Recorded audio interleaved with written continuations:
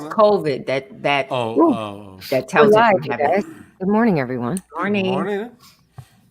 Not just your temperature, right? They But have both, it at the it gym has- too, right? It just lets you know. Oh, Because to me too, that temperature just means nothing. that's- It means at the moment you're. maybe that's what the app does. Don't know. This audio. So the app is basically you get the app and then you have it on your phone. And then if you have it and somebody's tested positive close to you, your phone starts going off. I don't know. I'm Dick Hafner, WJR News. And now, here's Kevin Dietz. From the great voice of the Great Lakes, this is Paul W. Smith on WJR with Kevin Dietz filling in for Paul. Hello and welcome to WJR 760, where Detroit comes to talk. It is going to be a gorgeous Tuesday. We're glad you decided to spend a little time with us this morning. We're going to begin with COVID news. 9,010 new cases, 62 deaths over a 2-day period from Sunday to Monday in Michigan. Tom Izzo, the head coach of Michigan State, has COVID. Troy's fire department closed because too many staffers and firefighters tested positive. Beaumont Hospital brings back visiting restrictions for those wanting to visit loved ones. Notre Dame tells their students because they partied after their football win, they can't go home after finals until they clear protocols. There's talk of a nationwide mask mandate now and a possible national lockdown. The stock market soared on Pfizer announcement that vaccine is over 90% effective, but speculation that it could be gone by spring made Zoom stock prices tumble. There's a lot going on in the world of COVID. Let's bring in the roundtable, Dick Hafner, Ann Thomas, and Dana Clark. And what jumps out at you? There's so much news in COVID. It certainly is back. It is definitely back. That's what's jumping out at me this morning is it appears to be spreading like wildfire. So that's my analysis of that this morning. Yeah, to see Coach Tom Izzo has COVID is a little surprising because you may remember on the show we played a clip of him promoting people to wear the mask, and him and other coaches at Michigan State and coaches at Michigan all got together and said, make sure you wear the mask. And from my understanding, he's one of those strict observers of have the mask on and social distance, and yet somehow somewhere he was able to catch that, which makes you just think that, as safe as you are, or if you're not all that safe, this thing, is a spreader. Dana, where are you at in this COVID conversation right now? There's so much talk about it with Joe Biden, Right. Being the president-elect and starting off his first days after being president-elect, getting right to the COVID conversation. I'm very frightened because I think we all, in a way, have gotten a little bit lax at times. And then when you do get lax, you think, oh my gosh, I shouldn't have did that. I should have had a mask. Or, I mean, I always have a mask, but you know what I'm saying? Maybe I shouldn't have went there. And my question is I wonder if they can pinpoint where all these cases are or where people are catching it. The answer is probably no. And so that's why you have to get stricter, and possibly we could be seeing some things shut down, but I don't know. I don't know what the answer is. It's very frightening though, because when you do think you've been careful and then you still get it, or you hear of other people getting it, it just reminds you that I'm still here. Don't think I can't get you. So that's a little scary. All right, we're going to come back and get Dick's thoughts on this after the break. But right now, we're going to check weather and traffic with Dana Clark. This report is sponsored by SafeExcavator.com. Call or click 811 before you dig. There's a lot of stuff underground you can't see, and every few minutes somebody digs into a line, pipe, cable, or wire. Don't be that person. Call or click 811 before you dig and visit SafeExcavator.com. Traffic First also sponsored by Cremation Society of Michigan. For over 32 years, the Cremation Society of Michigan has been providing dignified cremation services without the cost of traditional funerals. For cremation information, contact the Cremation Society of Michigan at 1-800-241-3131 or visit cremationmichigan.com. Had a couple of accidents out there already, Kevin. 94 westbound at the Lodge, 696 westbound after Orchard Lake Road, but fortunately both of those accidents are now showing that they are clear. Now, WJR Weather First from the Weather Channel, sponsored by McLaren Health Plan. McLaren Health Plan is helping families stay healthy with coverage for virtual doctor visits, flu shots, and access to over 140 hospitals in Michigan. McLaren Health Plan, the right plan for right now. Learn more at mclarenhealthplan.org. Clouds coming in, mixing with sunshine for the morning. Very warm and record warmth easy this afternoon. 77 destroys the old record of 68. Steadier rain comes in tonight, maybe a thunderstorm. 48 with a gusty southwest breeze at times. Partly cloudy, much colder tomorrow, but where we should be, high 52. From the Weather Channel, meteorologist Ray Staging on News Talk 760 WJR. It's 5:43. Let's check in with Rush Limbaugh.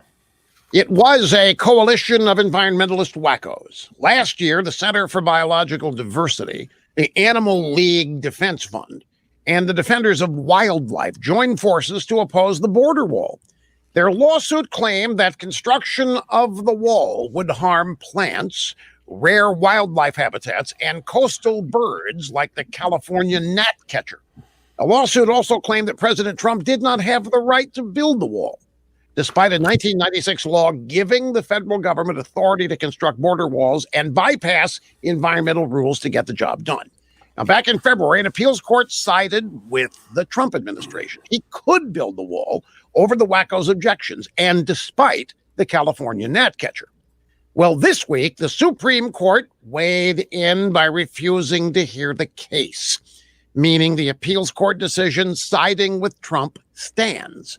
Now the only thing standing in the way of the wall is the money, the funding. And that problem could be rectified immediately if Republican gnatcatchers in Congress wanted it to happen. That's really what this is about. So keep a sharp eye. Rush Limbaugh, noon to 3 today, right here on WJR.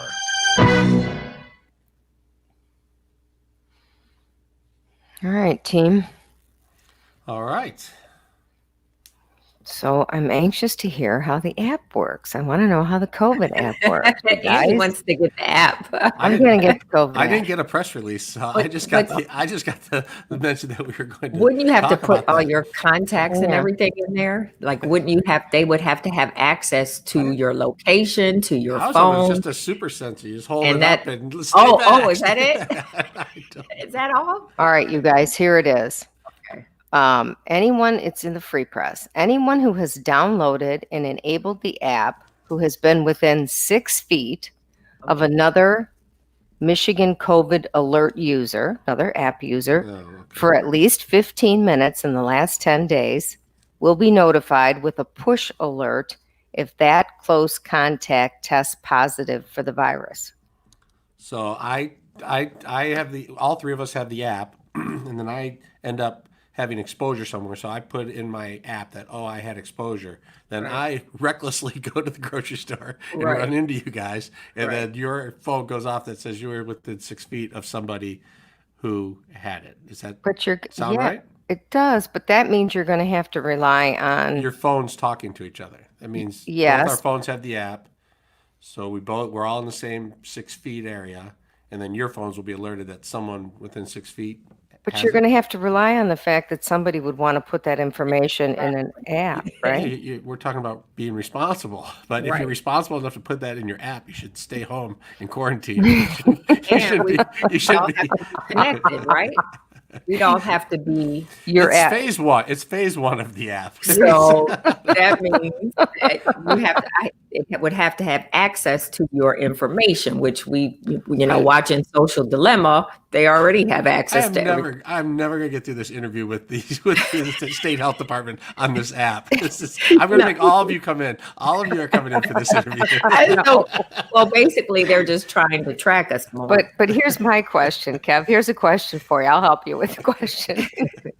If people, there's a percentage of the population that's having some difficulty with the mask wearing. yes. I think that percentage of the population would also have some difficulty putting that information in their phones. You got it, Annie. I feel like I kind of feel You like got it. I feel like some of that's going to go away with the after the vaccine. election stuff. I think Oh, after the you election do? stuff with the COVID coming Because back they're for a going to second take, wave. hopefully they can take the politics out Well, I of the think people are COVID. gonna. Well, yeah, I think people are going to see the second wave come and say, "Geez, this thing isn't a one-time thing. This thing is back." Now, I'm not talking about young kids at college and stuff like that. Right. I'm just talking about your everyday folks. It's like now it's becoming more of a routine. You have your wallet, you have your mask, you have your Right. your purse, you have your mask, Your whatever it keys is. and your mask. You got your mask. But I think it may be people don't want stuff to shut down again. They don't. They're afraid that okay, everything's going to shut down again. The economy's going to not be able to, get on a track of going in the right direction or opening. And I think it may be worse. And then Yeah. they'll blame the new administration for getting a little bit stricter. But we had 9,000 cases. That's a lot. That's a lot. Now back to more Paul W. Smith on WJR. Once again substituting, here's Kevin Dietz. During the break, we've been continuing our conversation about the COVID cases on the rise and what it's going to mean for all of us. I know a lot of people are not happy about having to give their phone number when they go to a restaurant because they require that information now so that if there's an outbreak of COVID, they can contact trace. And we were talking a little bit about a new app that's going to try and help people know if they've come in contact with people. And we're going to talk about that later in the show. But this technology giving more and more information about yourself and where you are all the time and who has access to this information. It's a little bit scary. But Dick, I wanted to bring you into the conversation overall. I rattled off a bunch of things about COVID today, from Tom Izzo to a Troy Fire Department closing. Now I know they have 5 other firehouses that can cover the area, but it's a little frightening that they had to close down an entire firehouse. Beaumont Hospital is back to visiting restrictions. 1 person. That's really tough in a family crisis. Yeah, and that means the other hospitals will follow suit. Expect that today. They'll all do the same thing. No hospital wants to be blamed for spreading the COVID, and when one hospital does it, they all do it. Dana was asking before the break if we know where this is coming from. We, last time I kind of checked in on all this stuff, it was the college towns and the students and the kids that were kind of the super spreaders, and perhaps that's still the case. But maybe it's the weather changing, or are you seeing anything different in any of the reports that have been coming down about where we're catching COVID? I know that the senior centers are on the rise again. Right. And, it's the usual suspects, according to the stories. The state released a list of coronavirus centers where the virus has been spreading most rapidly and with the highest numbers, and it's the nursing homes, it's in schools, and other places where people are gathering in groups. So it's what I call the usual suspects. And I heard you ask our other roundtable participants, and so I'm going to weigh in with my prediction that after the votes are canvassed and the election votes electing Biden as president are officially approved, regardless of what happens with the lawsuits, I think you're going to start seeing shutdowns again. Michigan will shut down, and other states, the first ones run by Democratic governors, you'll see shutdowns again. And I think it'll be tied to officially approving the election. With Joe Biden starting to put his transition team together, he was talking a lot about COVID yesterday, and these conversations came up about a nationwide mask mandate and a possible national lockdown. Now, we talked about the first lockdowns in Michigan and how many people just felt it was really unfair that if you lived in the Upper Peninsula, you had the same lockdown as an area where there was a major problem, like Southeast Michigan had in the beginning. What are your thoughts, Ann, Dana, on a nationwide national lockdown or even a nationwide mask mandate? Well, I think that they probably are going to watch to see how the lockdowns are working in Europe before they make a decision on a lockdown here. Because, even though a lockdown might work temporarily, it's not really the long-term solution. So that's probably one of the things that they're considering. The nationwide mask mandate, I see that coming. I definitely see that coming. The lockdown, I'm not so sure about. I agree with Andy on that. The mask is the easiest thing that we can do, and people still don't do it. So, you know, you can have a mandate. A lot of people will choose, still not to do it. And so I guess we'll have to see. I don't know. I think it's good news about the vaccine being 90% effective. And so that's a good thing. Before it was like 50-50, and to me that just wasn't high enough. So, and it's a 2-round, you have to get 2 doses of it. So I think that's the good news. Will the mask mandate, let's assume it's coming, will the mask mandate actually do any good, or will it be just a symbolic gesture? Good question. Right, because a lot of people still will choose not to wear it, and it can't be enforced. Will you be arrested? Will you be given a ticket? No, probably not. No, of course not. It'll be symbolic. But the idea, I think, Dick, is that people start taking this more seriously than we have been, especially as we see the second wave around. Did you see the story out of Notre Dame? I'm sure you saw the football game and the big win, and that was exciting. The fans rushed the field, and then everyone on campus went out and partied, like there was no COVID.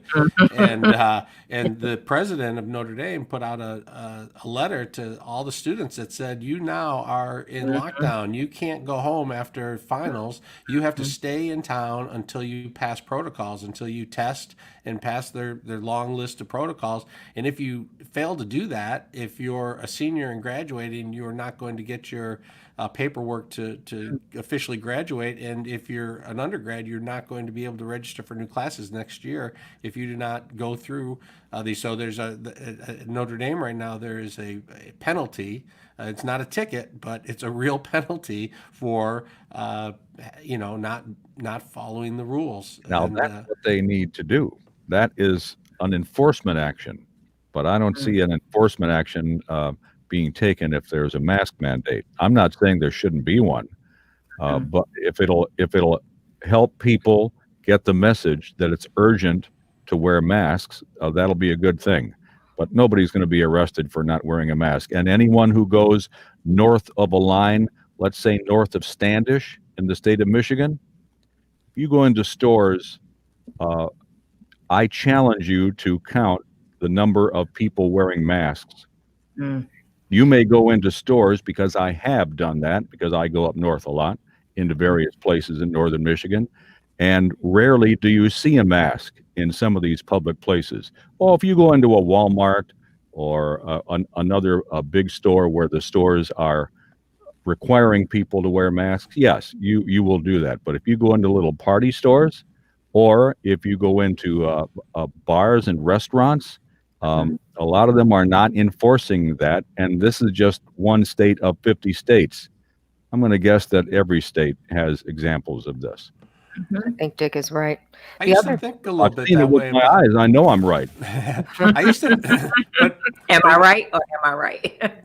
but you know what, Dick? We were talking about some states, like, I don't know if I'll pick the right one, but South Dakota had so few cases, and the rest of the world was doing this, but they were talking about, why should South Dakota act differently? And then all of a sudden, their numbers were among the highest in the country. Sure. Once it got there, it was spreading like crazy. That also could happen up north or Absolutely. anywhere.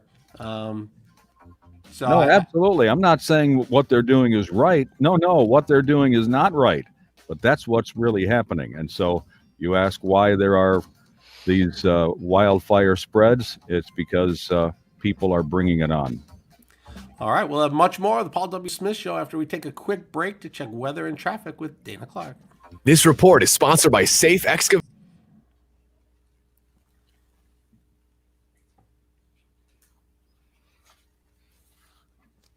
Or wire. Don't be that person. Call or click 811 before you dig and visit safeexcavator.com. Traffic First also sponsored by Ryba's Fudge Shop. Make Ryba's your one-stop shop for all your business and corporate gifts. Appreciate, thank, and impress your clients, employees, colleagues, vendors, and loved ones with a gift box of creamy, delicious Mackinac Island fudge. Visit ryba.com to complete your shopping today. Accident-free right now, looking at construction, 696 westbound between Gratiot and Groesbeck. Traffic is slow from at least 11 Mile. Your left 2 lanes are closed until 10 a.m. on Wednesday. Now, WJR Weather First from the Weather Channel, sponsored by the Detroit VA Healthcare System. Veterans of Detroit VA Healthcare System reminds you to not let COVID-19 postpone your healthcare needs. The Detroit VA is ready to care for you in their medical facilities and through online video visits. To learn more, visit detroit.va.gov. Well, we get one more day, at least, of mild temps, some clouds, some sun today. Could see a shower overnight, but could hit near record highs. A high of 76 predicted. Tonight, showers this evening, then steady rain overnight. Could see some thunder, a low of 50. Well, this is where it all drops out. On Wednesday, partly cloudy, a high of 55. On Thursday, sunshine and 52. Partly cloudy, 59 degrees. I'm Dana Clark, WJR News with Dick Hafner in 2 minutes. So, Kev, Yes. yesterday when I was taping one of my shows, my co-host, who is a doctor, she has children who are in college. And she has, I believe she has one at Grand Valley and one at Michigan State. And part of our conversation was this, but particularly, well, what are the parents who have kids away at college really supposed to do? Like, what's the guidance for when they come home? So Grand Valley, in the middle of the interview, sent her a email, just coincidental, saying that they were asking their students to quarantine now, starting now, and then so that then they could go home safely and be around family. The other thing was they were also suggesting that maybe the students should get tested at some point, either when they got home or before they got home. So maybe when you talk to Dr. Sims, you could get some guidance from him on, what should we tell parents to do with their kids? Because I think the kids, Dana was asking, I think the kids are the super spreaders, right? Because they're not concerned or afraid, and so let's blame the kids. We always blame the kids. You're riding kids. Not your 3 trips to Plum Market every week. Exactly. Just to get I want my fresh salad. But they do. Those kids. Well, that's the other question for Dr. Sims is I have heard that if you're in a place for just a short period of time, you're less likely to get it as opposed to being in a place for a longer period of time in close quarters with a lot of people. Example, bar versus plum. But that's a good point. I mean, how much exposure are we getting if we go to the grocery store? Should we start stockpiling or having food brought to the house again? I mean, where are we on that? Probably yes, and yes. I went to Costco yesterday, no paper towels. So I think we're starting to see. Oh, there's an article 2 days ago about that, and I put in a box order immediately. So did I. If you have a problem, you come to our house. I cannot live without my paper towels. I use them constantly all day. But it's sad that, people are people. So no matter, if you're not taking this seriously by now, come on. But again, we've all eased up a little bit or made mistakes. And so if you don't shut stuff down or make them do it, because they won't. So, that's the sad part. You hate to make grown adults do things, but they won't do it if you don't. And that's the part that's really tricky. Like if you leave something open, people are going to come. They can hear about cases. They'll still go until you close it. Then they can't go.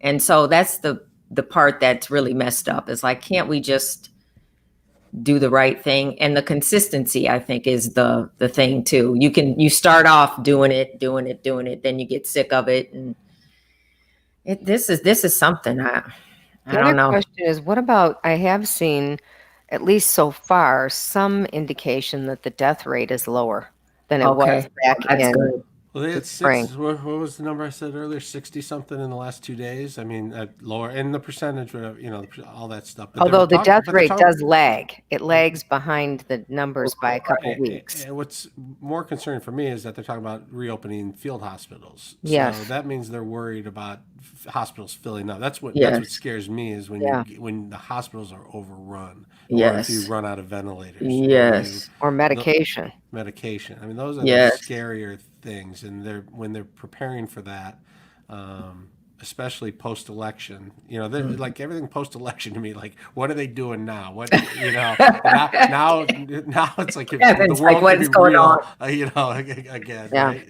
And so if the hospitals saying they're not taking visitors anymore is a big deal to me. That's a red flag or a yellow flag that things are maybe about to get bad. Not in not cases we know, because people get mad at us right now. They're testing way more people, so of course there's more cases. Okay, we know that, but who's getting sick and who and how serious is it? Your fire department shuts down. That's pretty serious. Right. I mean, there's other ways to have problems. Well, and your like Warren, your city hall, your district court. I mean, it's definitely something going on here again. Right. And I'm mad at us. The news media doesn't get to decide the election. We weren't deciding the election. We were just saying deciding that it was COVID. over. We're saying like we're saying the voting is over. Who's in charge? I don't know, but you can't still vote is my point. Like so nobody has to pander for votes. The voting has stopped, or it's supposed to have stopped. Right. The counting can continue, and the lawsuits Counting can continue. is going on. We're strictly talking that the voting is over. Yeah. Yeah. We're deciding COVID. We're deciding COVID is. But They don't like it when we do that. It's either. only if it was No, they don't like that. But and I'm teasing about that. But we don't decide the election. We don't decide COVID. We report on it. We don't decide anything really. We don't have any control of How this. could you? Everything's so crazy. We can only decide what we have for lunch or something like that. But other than that, we just taking a look at the passing scene. And No. trying to figure it out just like everybody else. Part of the reason that we're all just trying to figure it out is because we do need some type of important scientific guidance that everybody can rely on. That I think that hopefully that's coming. Just something that we can, whether it's completely perfect or not, we do need guidance. And it's not going to be perfect. No. You know what I mean? It's like, I think sometimes decisions are made and you think it's the right decision to make at the time, but you don't really know because everything changes so much. So I would hate to be in that position to have to make the decision because people are going to be upset either way. And so that's a heavy burden, to bear for people who are in charge. We have to remember that this is not easy. None of it. I think the science has been there. I think we've put out the science. Yeah. We've put out recommendations. Yep. There's been a difference on whether to follow the recommendations or not. Exactly. That's where it's been. I think that I don't think people are putting misinformation out there. Like here are the numbers. Here are it's more the interpretation of the numbers and what they mean, and is it important? Is it the most important thing in the country, or is it not? Is it is it a crisis or not? I mean, and however you feel about it, but I feel like the numbers have been there, and I've been able to make a decision myself based on some sort of. From the Great Voice of the Great Lakes, this is Paul W. Smith on WJR with Kevin Dietz filling in for Paul. Good morning. It's 6:06 on a Tuesday morning. It's going to be a beautiful day. Thanks for stopping by WJR. We appreciate it. We are also live on Facebook and YouTube if you want to check us out there. We have the gang together. Ann Thomas and Dana Clark and Dick Hafner are all with us this morning. How you guys doing? Good morning. Good. Is Dick still 100%? Well, I'm right here. Let's see. I am just peachy. I couldn't be better. 100%. That just makes me smile when you say that, Dick. I know. So I was kind of I was kind of coached up to just like get right to the news and forget Oh, all this sorry. happy talk, blah Oh, blah that's blah. right. Well, no, that's right. That's okay. We did that when the show started. We got right to it. But now I feel like it's 6 o'clock in the morning. I feel like we're in the show because we can find out if Dick is hovering between 99 and 100%. 100%. It's a new day. Great things can happen today. Amen. Absolutely. That is true. So I was thinking last year for Thanksgiving, I was at a table with about 30 people. My parents, my brothers and sisters, their spouses and kids, and it's a big group, a big Irish family. And it was about 30 people. And then yesterday, we were starting to set the table at home because we're not going to all be together. And so I was trying to figure out how many place settings am I going to need? What is Thanksgiving going to look like? I got 3 kids, and will it be the 5 of us? Will it not even be the 5 of us? Because kids coming home from school or from my son lives over in Ferndale. Will they all be COVID free? Will their boyfriends or girlfriends be coming? What is it going to look like? It's going to look very different for me last year to this year, and I think it's going to look very different for a lot of people. But I just was wondering in your households if you guys are having the conversation, because it gets kind of serious. It's like, well, who can come? And my parents typically host all of us, and they put out an email that said we can't do it this year. It's the COVID concerns are too serious, and we're just going to have to pass this year and make other plans. But what are other plans? What does that mean to everybody? It could be interpreted differently. So, Dana, what are your thoughts when you think about Thanksgiving? Well, first of all, you feel so bad having to say no, having to say, your son can be here, but you can't bring your girlfriend, or you can't be your friend, or, before, anybody who is welcome to come over who wants to eat and have food. And you feel so terribly bad about saying, not this time. So our celebration is usually pretty small anyway, because we don't have a large family here per se. So it'll just be, a 3.5, and I say 3.5 because the half is my son, because we halfway see him sometime and we halfway don't, even when he's in the house. So 3.5, me, Trevor, and my mom, and You're like a halfway house for him. yes, exactly, Dick. That's it. You got it.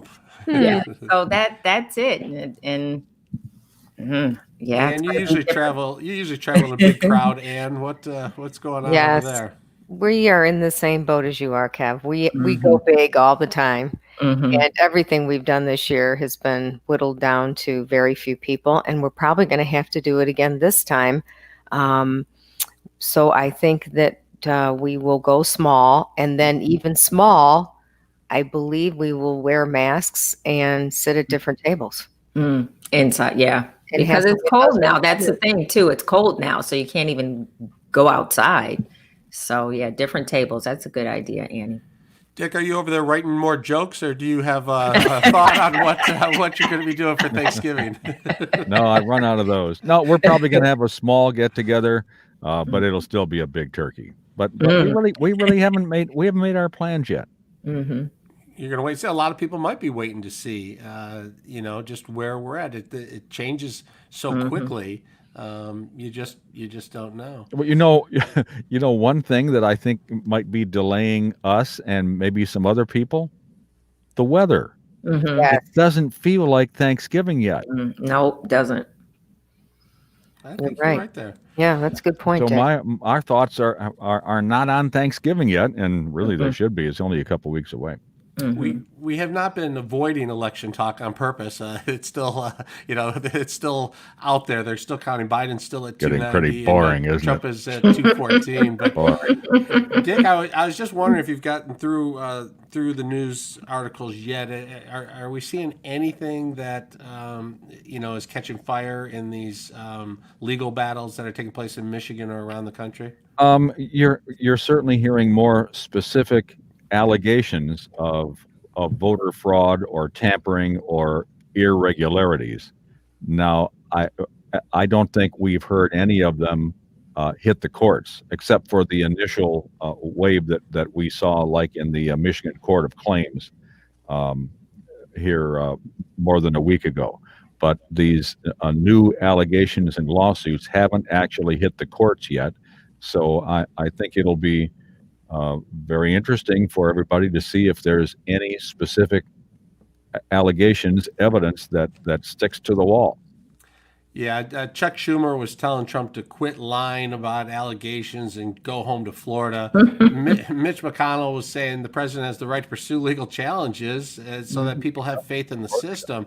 These legal challenges are just now hitting the courts. We talked with some justices yesterday. This is going to go on. We're going to be talking about this through December. The runoff in Georgia is going to be in January 5th, I believe. This is nothing's. A lot is happening. There's no decisions have been made, and we're going to these. The courts are not going to take these lightly. Things are going to be presented to them. They're going to get a good look, and if they find, and by the way, they're going to find evidence of fraud. There always is, and as they do that, hopefully the system will get better. We'll find ways to eliminate more and more fraud, but they will find it, and people will discuss it, and it will become how important is the fraud that was discovered. And primarily it's going to be, was there enough fraud to change the outcome? And Right. that's the battle Donald Trump faces. It is a battle he is taking full on. He is sending out emails asking for donations, for money to fight this thing. He says he's got the legal votes to win, and he's going to go to court and find out. And so we're all going to have to sit back a little bit and see what happens with this thing. But I remember in 2000, 1 week Gore won, the next week Bush won, the next week Gore won. It went back and forth. It wasn't just a, hey, it's over. But the court's got to take care of it. We can't take care of it. So we'll just report it as it comes in, and we'll continue to watch it. Much more of the Paul W. Smith Show coming up. We're going to take a quick break to check weather and traffic with Dana Clark. This report is sponsored by SafeExcavator.com. Call or click 811 before you dig. There's a lot of stuff underground you can't see, and every few minutes somebody digs into a line, pipe, cable, or wire. Don't be that person. Call or click 811 before you dig and visit SafeExcavator.com. Traffic First also sponsored by the Carpenters Labor Management Partnership Team. Make a career change today. Join the skilled trades. The Carpenters LMPT contractors are looking for professional, hardworking individuals that want to build a career with great pay, full retirement, and family health care. Text JOB to 855-424-2562. That's JOB to 855-424-2562. Construction delays along 696 westbound between Gratiot and Groesbeck. This is in Roseville. 2 left lanes are closed. Seeing those brake lights from 11 Mile, those lanes scheduled to reopen at 10 a.m. on Wednesday. Now, WJR Weather First from the Weather Channel, sponsored by Shelving.com. Today is the last day to take 11% off select business essentials on Shelving.com. Shop items like rivet shelving, clip steel shelving, and storage bins, and save 11% with code Essential11. That's 11% off with code Essential11. Shelving.com. We rack your world. Record yesterday at 77. Today's record is only 68 degrees. And I say only because it's not in the 70s. That's been the past couple of days. And we're going to see temperatures go up once again, 77. So we break the record by quite a bit. We're almost there. Cloud sunshine around. Tonight, a few showers around. Maybe some steadier rain overnight. Maybe a thunderstorm, 48. We'll turn much colder tomorrow. Partly cloudy and high of only 52. Our other Weather Channel, meteorologist Ray Stagik on News Talk 760 WJR.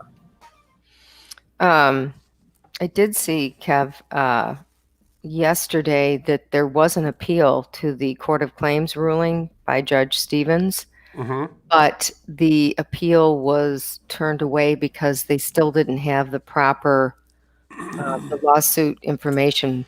Yeah, so they threw that I one. think they needed the original order and they didn't have it. It was incomplete. Right, it was incomplete. But then there was new lawsuit filed with new I see allegations down at TCF. Five different witnesses with signed affidavits came forward, and we'll have to see what. We see what the allegations are. We'll have to see if they stand up. Do they have any proof that they happened. Their statements alone as sworn affidavits are some element of proof. But we'll see what else they have and what that leads to and how many votes that is.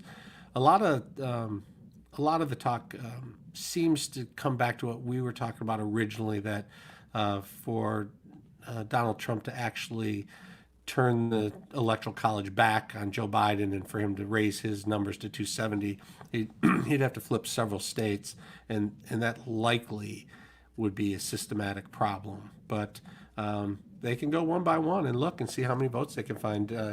Giuliani said there's 800,000 votes that should be invalidated in Pennsylvania. I saw that, but I think they've been saying that for months. Yeah, And what basis is he saying that? Do we know? Well, his was a litany of various specific violations, from the delay in the amount of time that the votes were allowed to be counted and whatnot. There's several different instances that he believed led to that many votes. It seems like they got through the computer issues in Michigan, that was caught before final votes tallies were in, and that there was not there was a human error in the one county. It wasn't in all, however many 40 plus counties that use the same software. So they're working through the objections for sure. I'm just looking to see what happened nationwide yesterday on these, if there was any other movement. No, I don't see anything yet. And like you say, this is a time. This is a patience thing. Oh yeah, and if they, if I think right now people are waiting to see what happens. But if a court ruling changes something, boy, you'll hear about it. Ask Dell. Now back to more Paul W. Smith on WJR. Once again substituting, here's Kevin Dietz. In 2016, Michigan went for Donald Trump. In 2020, it appears they went for Joe Biden. But who and why? What was the difference? And what was the difference here and around the country? Which voters changed their mind? Or were there just more voters making a decision? Joining us now is Mike Wilkinson of Bridge, Michigan, a reporter who has dug into this. They looked at a lot of polls on who voted for whom and why. And he joins us now on the Paul W. Smith Show. Thanks for getting up early with us, Mike. No problem. Glad to be here. So tell us, this was a great article because it covered so much and it had numbers. But tell us what some of the findings were. I guess the headline was that Michigan is really divided on a number of different things. But as you break it down, walk us through what you found. Well, I think if you would have told Republicans that in many counties they would get tens of thousands more votes for Donald Trump, they would have been very excited. Unfortunately for them, Biden got many more votes in those exact same counties. But it just shows that the state is so divided. 56 counties actually voted more for Trump than they had in 2016, where the race seems to have been won by the Biden campaign is in those suburban communities where we did see substantial changes. Oakland County, which had supported Hillary Clinton in 2016, it doubled its margin. It went from 53,000 votes for Hillary to nearly 110,000 more votes as a margin for Biden. Saw the same thing in Kent County, Ottawa County, one of the most Republican counties in the country. The Republicans, yes, they got 12,000 more votes than they got in 16, but Biden got 20,000. So there's a thing that when we looked at it, one of the things that seemed to be the biggest predictor of that kind of a swing was education. And if you line up all the counties from the county with the least percentage of college graduates to the most, it is almost absolutely linear. Of the 63 counties with the lowest levels of college grads, 61 of them went for Trump. If you look at the ones that had the highest levels, almost all of those went for Biden. And the ones that didn't, that's where you started seeing those changes, those margins change, where Trump still won, but Biden picked up the turnout came out. The third party wasn't there. People weren't voting for Jill Stein or Gary Johnson. And that's where it was run. you look at Detroit, a lot of people pointed out Detroit was rock solid for the Democrat again, but the margin actually went down a little bit because Trump's got 5,000 more votes in Detroit than he got in 2016, which I think is something we saw nationwide. He did pick up more votes among the Hispanic population and among the African American population. But here in Michigan, it seemed the education and definitely the suburban parts of Michigan, even Macomb County, Trump got 40,000 more votes in Macomb County than he did in 16 when he had his biggest win in the state vote-wise. But Biden got 50,000 more votes than Hillary Clinton. So the margin actually went down, and that leads to the victory where I think the final margin is going to be, 150,000 votes in favor of Biden. So were there independents who, voted for Trump last time and voted for Biden this time?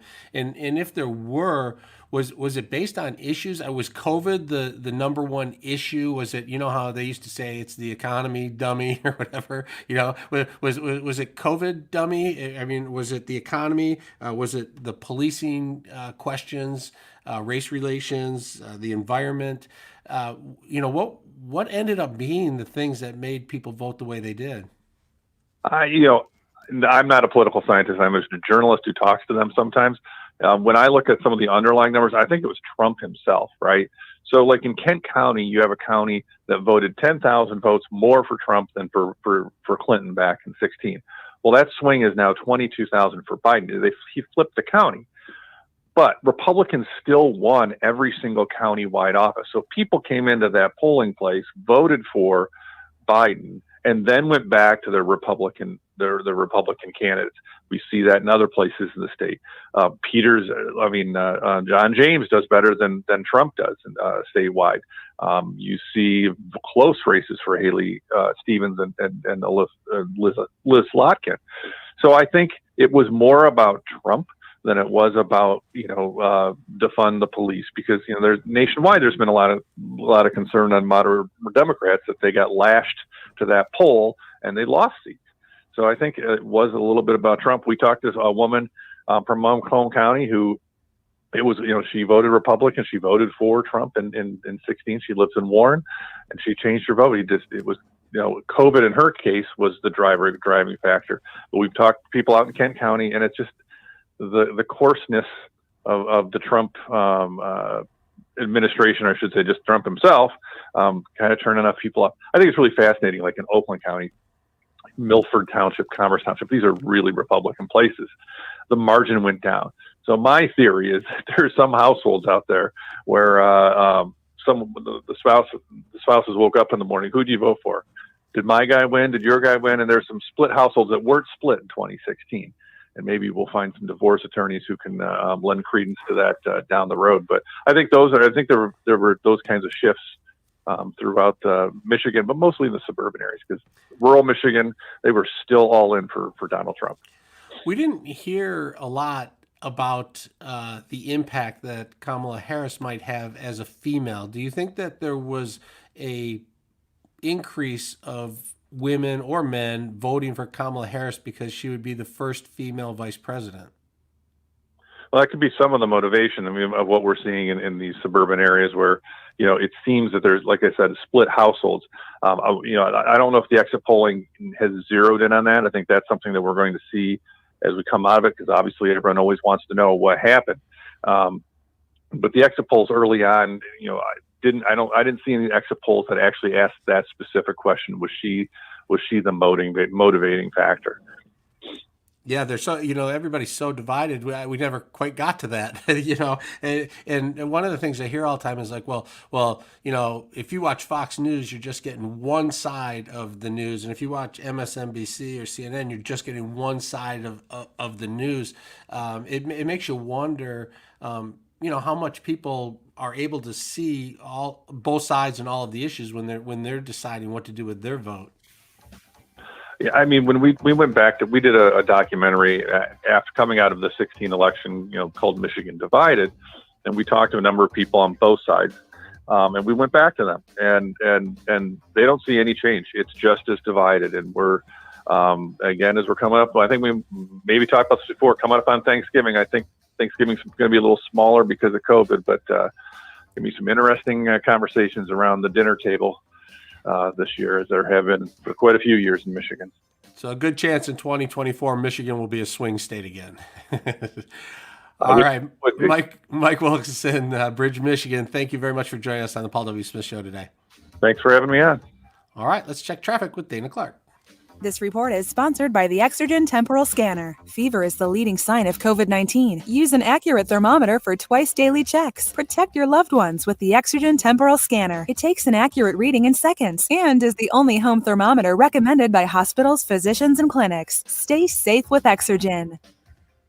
Traffic first sponsored by the Detroit VA Healthcare System veterans. The Detroit VA Healthcare System reminds you to not let COVID-19 postpone your healthcare needs. The Detroit VA is ready to care for you in their medical facilities and through online video visits. To learn more, visit detroit.va.gov. 696 westbound between Gratiot and Groesbeck. 2 left lanes are closed until 10 a.m. on Wednesday, seeing delays from at least 11 Mile. Now, WJR weather first from the Weather Channel. Sponsored by Marathon. No matter where your travels take you, Marathon can improve your engine performance with quality top-tier gasoline. Marathon, fueling the American spirit. One more day in the 70s. Sun, clouds, a high near 76 tonight. Showers roll in this evening. Steady rain overnight. Thunder possible. Your low 50. We stay in the 50s for the rest of the week. Wednesday, 55. Thursday, 52. And Friday, sun and 49. Partly cloudy skies, 59 degrees. I'm Dana Clark, WJR News with Dick Hafner in 2 minutes. At Beaumont Employer Services, we're committed to keeping Michigan moving forward. We teamed up with Oakland University to ensure students started the semester with confidence, built back-to-work plans with 24/7 support to help keep Big 3 employees on the job, and helped Lear Corporation with COVID-19 testing to bring workers back safely. Beaumont Employer Services has a plan for you, too. Find out how we can be your safety net at beaumontemployerservices.org. In the face of COVID-19, staying healthy is important. And now the same is true in the face of flu. Influenza has the power to infect millions, putting lives and the healthcare system at risk. Hey, Kev. Yeah. I just sent you a few little notes from David Power. I did see that. I got to go back and see what you sent me before that, but I was just putting in what you said. And then one of our listeners said that there was a picture of Ken Jennings, I guess, last night. They tuned into Jeopardy. Uh-huh. So there's a couple articles. There was one that I saw that said Ken Jennings was being groomed by producers to be the replacement, but then another one said George Stephanopoulos' people are pushing him to be the next host. Really? Yeah. He would want to go from. Sure, that sounds way better, wouldn't you? Go from there to anywhere. That would be. I guess. Would you want to do that? Be a game show host? Well, that's not really a game show host as much as game show host. Yeah, I mean that's like at least the way Alex Trebek did it is fairly serious sort of information. Yeah. Well, he took it. Yeah. Yeah, he did. He was extremely smart. Worked really hard. Took it very seriously. And how long did he do it? Like, how many years did he do that? Long time, right? Oh, yeah. Like Parsons said, he was not born yet, and he's got to be 20. Got to be in his 30s. Yeah, 30s. I would think. Yeah, that's pretty incredible. Okay, so you have pretty much what you need here for Tanya then. And you have what you need for David. I have a feeling people might have gotten way too excited about the vaccine, and then they'll come in the next few days. You'll start seeing, like this morning. Yeah, that's my mom. She's so funny. She said, your sister had gotten a job with Pfizer. She's not with Pfizer anymore. She had gotten Pfizer, I don't know, 10 years ago or something with Pfizer. So she went out and bought some stock, and it was down, for her. I mean, whenever she bought it, whatever, she goes, it was down, and all of a sudden it's back to even. I said, well, you should sell it today, because another company is going to come out with it. A competitor is going to come out, and it's going to go down. I wonder what. I really wonder what will happen with this. I actually saw a friend on Facebook who is in the Pfizer trial, and she was getting her second shot yesterday. Oh, really? Mm-hmm. And somebody said, how are you feeling? And she said, well, I feel great. But the one issue was she doesn't know whether or not she's in the group that is getting the real vaccine or if she's in the placebo group. Oh. And they don't tell them until after the vaccine has been approved. So that's kind of interesting. So Mark Gardner says your volume is down. I did not hear that. I didn't notice that, Mark. Is that something on my end or on your end? I don't know. Brian, Kevin's levels are good, right? Hello. Yeah, you sound good. Maybe Mark, try to turn up your computer and let's see Someone what. had said that yesterday too. I don't know if maybe it was also Mark yesterday. I'm not sure. I'm usually a shouter. I talk loud, so I try and back off the mic. I don't picture you as a shouter, Kev. Just when I start in the news world, because it's live. This is live too, but it's live in like a 20-second burst of introducing your story. So it's like yep.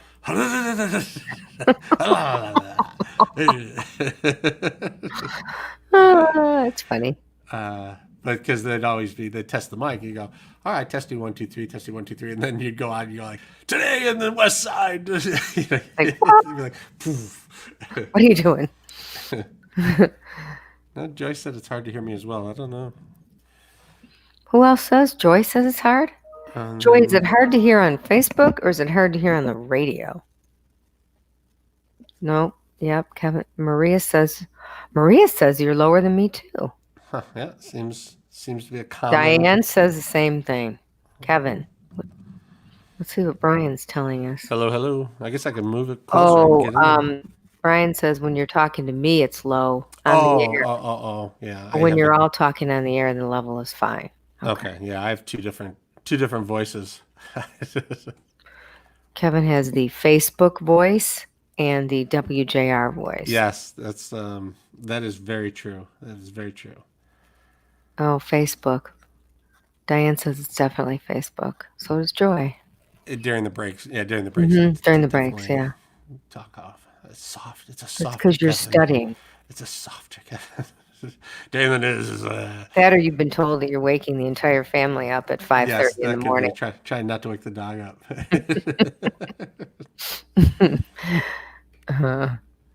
So what did Diane think when she heard that Tom was positive? Was there a lot of concern? Actually, I think they're well prepared for it. Sleepy is true, Diane. I'm definitely sleepy.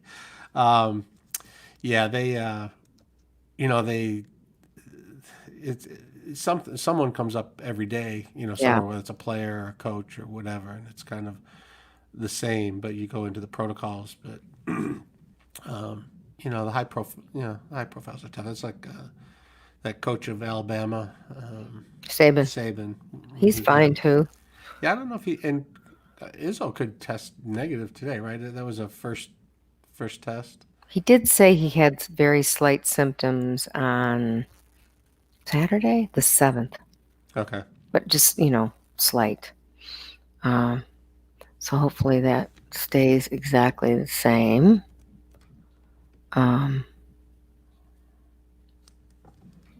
So, all right, I'm going to let you be. I believe the guest, is she there? Not yet. Tanya's not there yet. Okay. Dana.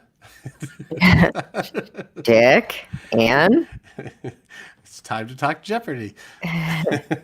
Where is... okay, she's definitely calling us. Okay. Okay, let's see. I'll have to get on the phone here, Kev. Now back to more Paul W. Smith on WJR. Once again substituting, here's Kevin Dietz. Boy, when I take a look at my Facebook feed, I am seeing so many pictures of friends of mine and people I know with photos of Alex Trebek. They have been remembering their one-time encounters running into Alex Trebek at various places, and unanimously, it seems that everybody seemed to think that he was such a nice guy, that he took such interest in them and what they were doing. One of the friends of mine was pregnant at the time, and he asked so many questions about the pregnancy and the baby. It was as if he was related somehow, and he always made you feel like you're one of the most important people in the room. And people talk about, how do you replace Alex Trebek? And you can't. You can't replace Alex Trebek. But when Alex was asked about it, he said, "Don't ask me who's going to replace me, because I have no say whatsoever. But I'm sure that if you give them the same love and attention and respect that you've shown me, then it will be a success, and the show will continue being a success." So that's interesting to see where Jeopardy goes from here. And joining us on the line now is Tanya Powers, Fox News correspondent and WJR contributor. Tanya, thanks for being on the show. Hey, sure. Good morning.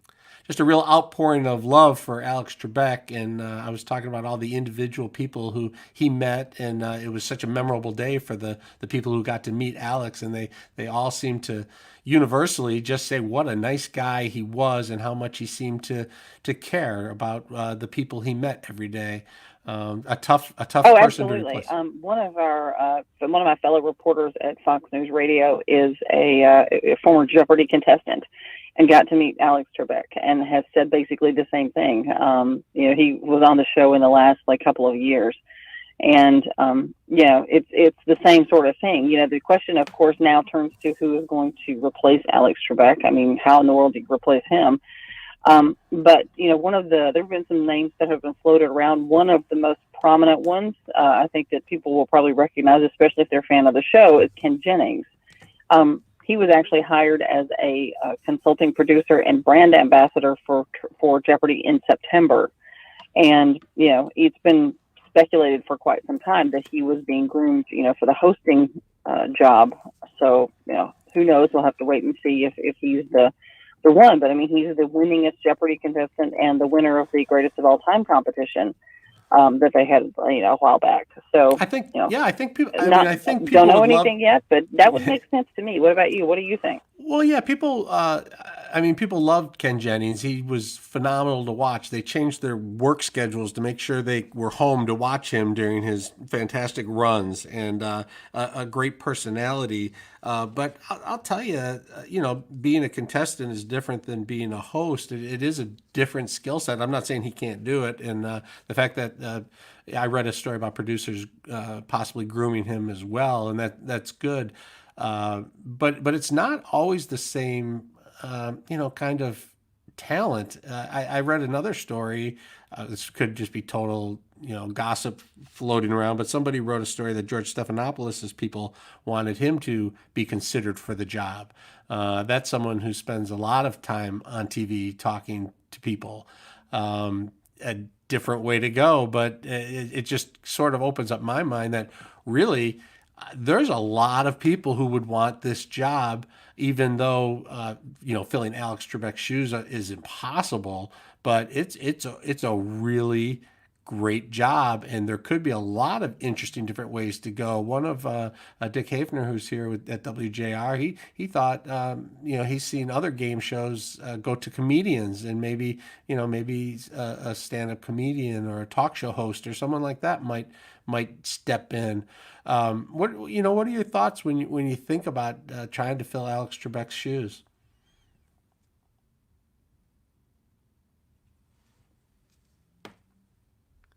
Are you still with us, Tanya? Oh, I guess we lost Tanya.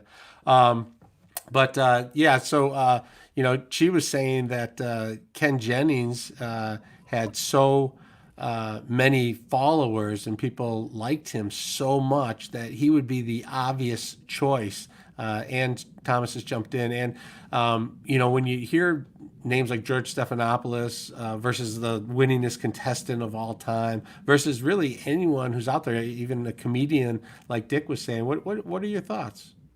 I think the comedian idea is interesting. I don't see the George Stephanopoulos idea, but I could be wrong. Yesterday, when we talked a little bit about Ken Jennings, some of the reaction that we got from our Facebook crowd was, no, he's not exciting enough or not interesting enough. So I don't know what you need, and I think replacing him is going to be impossible. And I wonder if you just try and get somebody who keeps the tone of the show the same as Alex did, which was a different kind of show, or you just completely go different and you have the same game, the same contest, but a completely different kind of personality to the show. It's going to be very interesting to watch. We'll all be watching, and of course, we're all going to miss Alex Trebek. We're going to take a quick break here on the Paul W. Smith Show. We'll be back with much more, but right now we're going to check traffic and weather with Dana Clark. This report is sponsored by Everstream, the business-only fiber network. At Everstream, the business-only fiber network, they believe business deserves better. Everstream's full-service approach to business connectivity delivers the speed and reliability that businesses demand. Everstream, faster fiber, better business. Traffic First also sponsored by McLaren Health Plan. McLaren Health Plan is helping families stay healthy with coverage for virtual doctor visits, flu shots, access to over 140 hospitals in Michigan. McLaren Health Plan, the right plan for right now. Learn more at mclarenhealthplan.org. Looking at a 30-minute delay for trucks across the Blue Water Bridge westbound between Canada and the U.S. Seeing a slow ride 94 westbound between Gratiot and 12 Mile.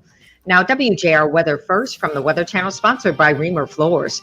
The latest in waterproof flooring technology is on sale now at Reamer Floors. Save 30% on Empower by Armstrong Flooring, featuring a reinforced mineral core and superior scratch resistance. Visit reamerfloors.com to schedule your shop at home or in-store appointment. Record heat once again in the forecast today. Today's record is 68, and we're almost there this morning. Yesterday we hit 77, breaking a record like easily. We break the record today, 77, cloud, sunshine, and then some showers around this evening, some steadier rain overnight. There's a cold front. Might even hear rumble of thunder, 48 with a gusty southwest breeze. Partly cloudy, light breeze tomorrow. Much cooler, but where we should be, high 52. From the Weather Channel, meteorologist Ray Stajic on News Talk 760 WJR. I'm Frank Beckman, and I'm joined by my friend Chris Alberta from Principium. And a lot of people are really concerned right now because we're in this Medicare enrollment. David is standing by. Was it something I said? I think she just, I don't upset her. Brian said she just hung up. I'm sorry. I should have just said I don't think you said anything wrong. I should have said Ken Jennings is the best. I'm not entirely sure what was going on there. We have a little, there's a few little growing pains when you have a new yeah. report. Well, maybe they, I'm sure they have lots of different formats where people, maybe they just tee it up and then they take calls or something else, or who knows. But I don't know. I didn't think I was going on that long. Brian says my growing pains comment is too diplomatic. Well, Brian, we are live. I've had some excellent success. I've had some, especially, who's been great is reporters on the scene of something that's going on. Yes. Like, you really get such a feel and flavor from folks on the scene somewhere, whether like you got this hurricane coming up or, protests in the past or different things. But when there's stuff going on, that's when I really think it's been good. But No, I agree with you 100%. And what about our old friends? Does anybody talk to them? I think about them. I keep thinking maybe they'll show up on one of these networks. I like call Linda Kenyon and yeah, or Bob Costantini, right? Bob or Steve Kastenbaum. I don't know. Podcast. I would not be surprised to see a couple of them come over this way, especially. Some of them did a really good job. Oh, yeah. I mean, they would be great additions to that team. So we'll see. I also think once you talk to people on a regular basis, like we've talked to Rachel a couple of times, you get to know each other. Online at family Better rapport. Family Heating, Cooling, and Electrical. That's family.com. Now back to more Paul W. Smith on WJR. Once again, substituting, here's Kevin Dietz.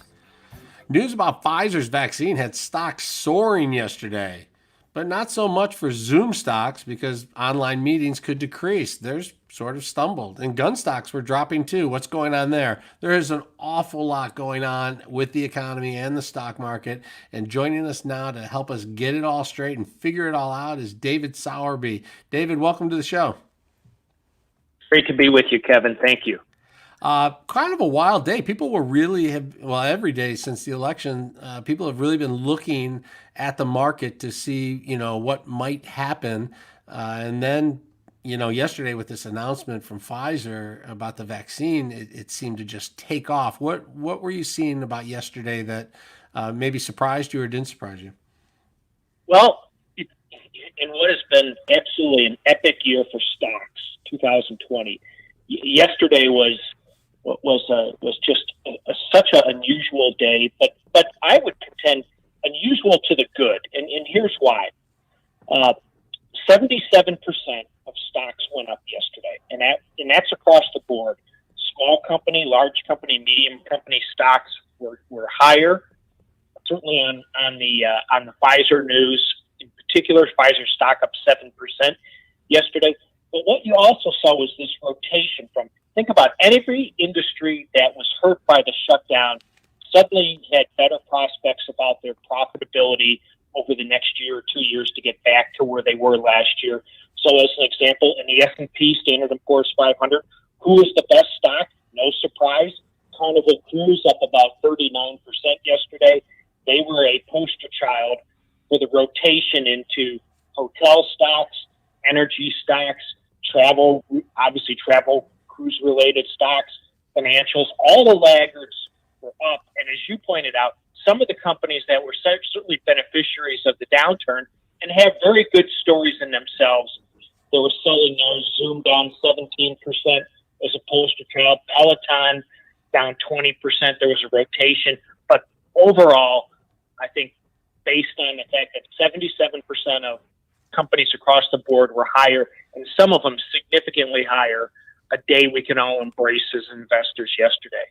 And part of the Pfizer news was that there could be an end in sight to this pandemic, that possibly by spring, things could look very different after, millions of Americans have access to the vaccine. But you said that 2020 was an epic year. The whole year in total. I mean, when people talk about 2020, epic is not something we hear a lot of. We hear a disaster. So did people stay with the stock market throughout the pandemic over the last 9 months, or was it up and down and it's at a height now because it may be coming to an end? Just think about where we stood in early February, where the economy was obviously in very good shape, and quickly segue into the next 8.5 months where you saw 35 to 40% on the down leg in 6 short weeks. Then significant monetary and fiscal stimulus, markets react accordingly. But back in March, when stocks were certainly on their backs and falling more than 35%, you knew that there would eventually be this fiscal monetary stimulus. But what eventually would have to be the deciding factor was science was going to have to come to the rescue. And we got the best news we've had along the way with yesterday's phase 3 trial with Pfizer. We're likely to see more pharmaceutical stocks follow suit, whether it's Moderna, Johnson & Johnson, potentially AstraZeneca, just to name a couple of them. So science had to come through, and yesterday was that deciding data point when science made its most significant piece of news, and that's why it's been a recovery. And as you said, most people stayed the course. Not all did. There is that investor psychology where people just can't stand any more pain and the unknown and the uncertainty. And unfortunately, There are people who sell closer to the bottom, but 2020, if anything, it's taught you that too much market timing really doesn't work to your favor, especially when you saw the pain in late March of this year before stocks have had a significant recovery, and yesterday's recovery, especially for those companies that were hurt the most in the shutdown. So let's talk about the economy a little bit. What it looked like in February and what it looks like today. And we now have, we know a second wave is coming. The numbers are high. We're going to have some COVID problems here in the next few months. But still, there may be, light at the end of the tunnel for the spring or thereabouts with the vaccines coming out. How does that actually play out both in the economy and the market as these months go by? Sure. In round numbers, there's dispersion among obviously different industries, whether you make Peloton bikes or you own your own independent restaurant. But pound for pound, the economy is about 85% of the way back. If you look at some of the critical variables such as job growth, manufacturing activity, motor vehicle sales, we're about 85% of the way back. We've gotten back faster than we probably would have otherwise with that the most significant monetary and fiscal stimulus you and I will know in our lifetimes. 40% of GDP with the fiscal and monetary stimulus combined. That's what's gotten the economy back better than it would have if left to its own doing. But we still got a ways to go, and probably the most important is that we still are below peak levels for jobs and unemployment. So if I were to try and market time and say, I think that we're going to have a shutdown, we may have a national lockdown, a mask mandate in the next few months. So I'm gonna get out of this and get into that, and then right before spring, when the good news is all here, I'm gonna get back out. I'm gonna switch it around. You wouldn't necessarily recommend trying to do that. Well, just briefly.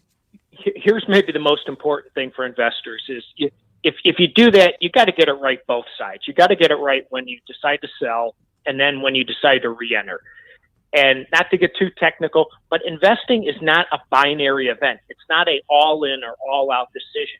So if you've seen a significant gain in your stock prices since the March lows and you didn't capitulate, you didn't sell, and you think, okay, maybe I take a little bit of profits off the table and I sell a little bit, and rebalance, that's quite all right. But when you try to think too clever and think I'm going to get out, then it's going to be better and I'm going to get back in. Think about just this past presidential election. A lot of uncertainty heading into the election, and people thought, well, if I don't like the outcome of this election, I'm going to be a seller. And since the end of October, stock prices are up about 8%, some of them even better, just in the short trading days so far in November. And it comes down to the profits are improving. There's likely more stimulus on the way. We've had the best news on the virus that we could have ever hoped for yesterday morning. When I look at the balance sheet between assets and liabilities in the market, it's still tilted more to the asset side, that stocks can have further gains. There's always risks, but do simply avoid too much of that market timing. And there's going to be a second huge stimulus package coming, one way or the other. How big, we're not sure, but it's going to come. What impact will that have? Well, the market in the short term, let's be candid, Wall Street does have its sugar high tendencies and does like more stimulus. You can certainly debate how big should the stimulus be, given that already I said the combination of monetary and fiscal stimulus that started in late March is about 40% of GDP, about $9 trillion in stimulus so far. So how much more stimulus do we need? Perhaps some, but too much of that sugar high. I think we know what the end result is parents and the debt that ultimately we're going to have to pay for one day in response to all the stimulus. So a little bit of, I think, sensibility is still warranted.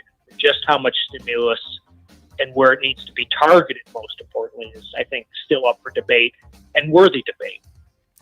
All right, fantastic information. David Sowerby, Ancora Advisors Managing Director and Portfolio Manager. Thanks for joining us on the Paul W. Smith Show today. My pleasure. Thank you, Kevin. All right, after the break, we're going to have Detroit Lions coach Matt Patricia, so stay with us for that. But right now, let's check traffic with Dana Clark.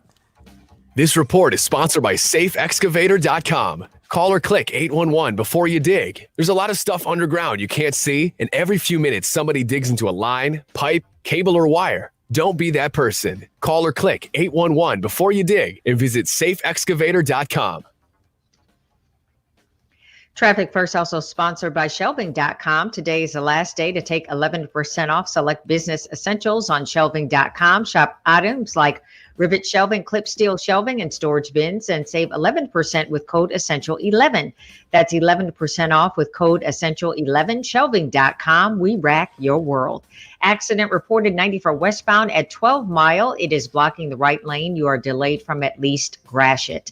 Now, WJR Weather First from the Weather Channel, sponsored by Marathon. No matter where your travels take you, Marathon can improve your engine performance with quality top-tier gasoline. Marathon, fueling the American spirit. One more day in the 70s, sunshine, clouds mixed, a high of 76.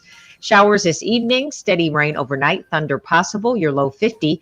Wednesday, we are back near normal. Partly cloudy skies, a high of 55, much colder, a little bit chillier as well on Thursday, sunny skies and a high of 52. Partly cloudy, 59 degrees. I'm Dana Clark, WJR News with Dick Hafner in 2 minutes. This is health reporter Lila Lazarus. Every 40 seconds, someone in this country has a heart attack. Even in a pandemic, if you have an urgent situation,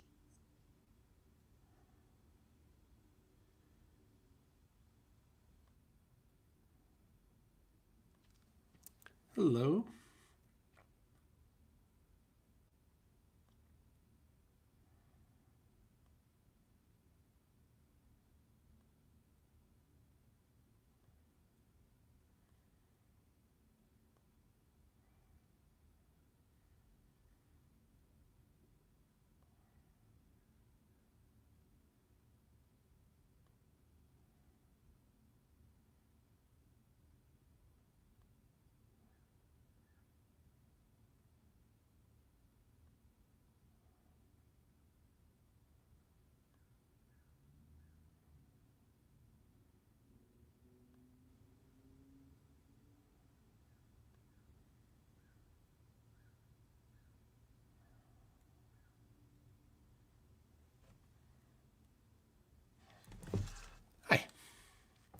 Reading your emails.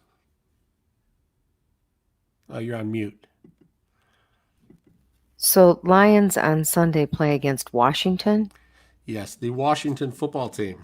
and they're not the Redskins anymore. They are not. They are the Washington football team. They did not come up with a new name. Okay, and that is a relatively recent development, right?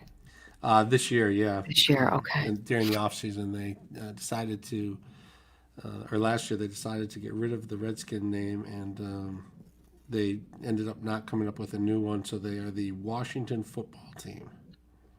I wonder if they'll come up with a new name. Or if You know, they seem to kind of like this one. They seem to Yeah. kind of like this one. I missed that. I did not realize that. That's interesting. Yeah, that was, it was a big deal for a moment. Till we got into some other big issues. Yeah, it was early on. I mix up the months a little bit, but it was early on in the protesting era, and so maybe April, May. Okay. Did any other teams also do that, or is this the first? No, no, there was, there's been calls for other ones to do that, but I don't think so. Mr. Courtney's going to join us on this. Yeah, Steve will be in on this. He's so and funny. He's hilarious. I know. He's doing more Michigan State stuff this year. Yeah. So he's got to, like this weekend, we're now doing tailgates, but they're virtual. Right. So it's been kind of fun. Battleground states. Interesting. Yeah. Well, he's perfect for it. He could talk for days. Oh yeah, no, he doesn't. about Yeah, sports. yeah, it's no big deal. Yeah, but now we have to. This is a little bit of inside baseball. But we have when we do those tailgates, a lot of that stuff has to be pre-taped because you can't. Very few people are allowed in the stadium. Right.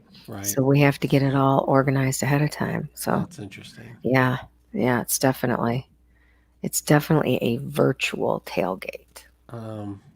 Steve knows we have business beat at 7-Eleven.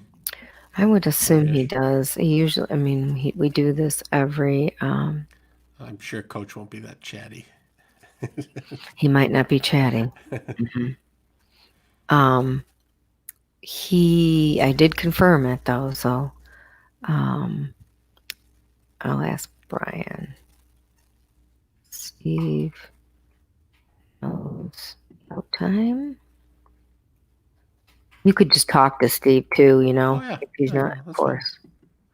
We can talk about that. We can talk about Izzo. We can talk about Michigan. How bad Michigan and Michigan State is. What happened to the Big Ten? Yeah. Coach Izzo. Coach Tucker was kind of subdued yesterday too. Yeah, I thought that was interesting. It's obviously difficult, but you come on and you say, look, we're going to learn from this. This is what we do.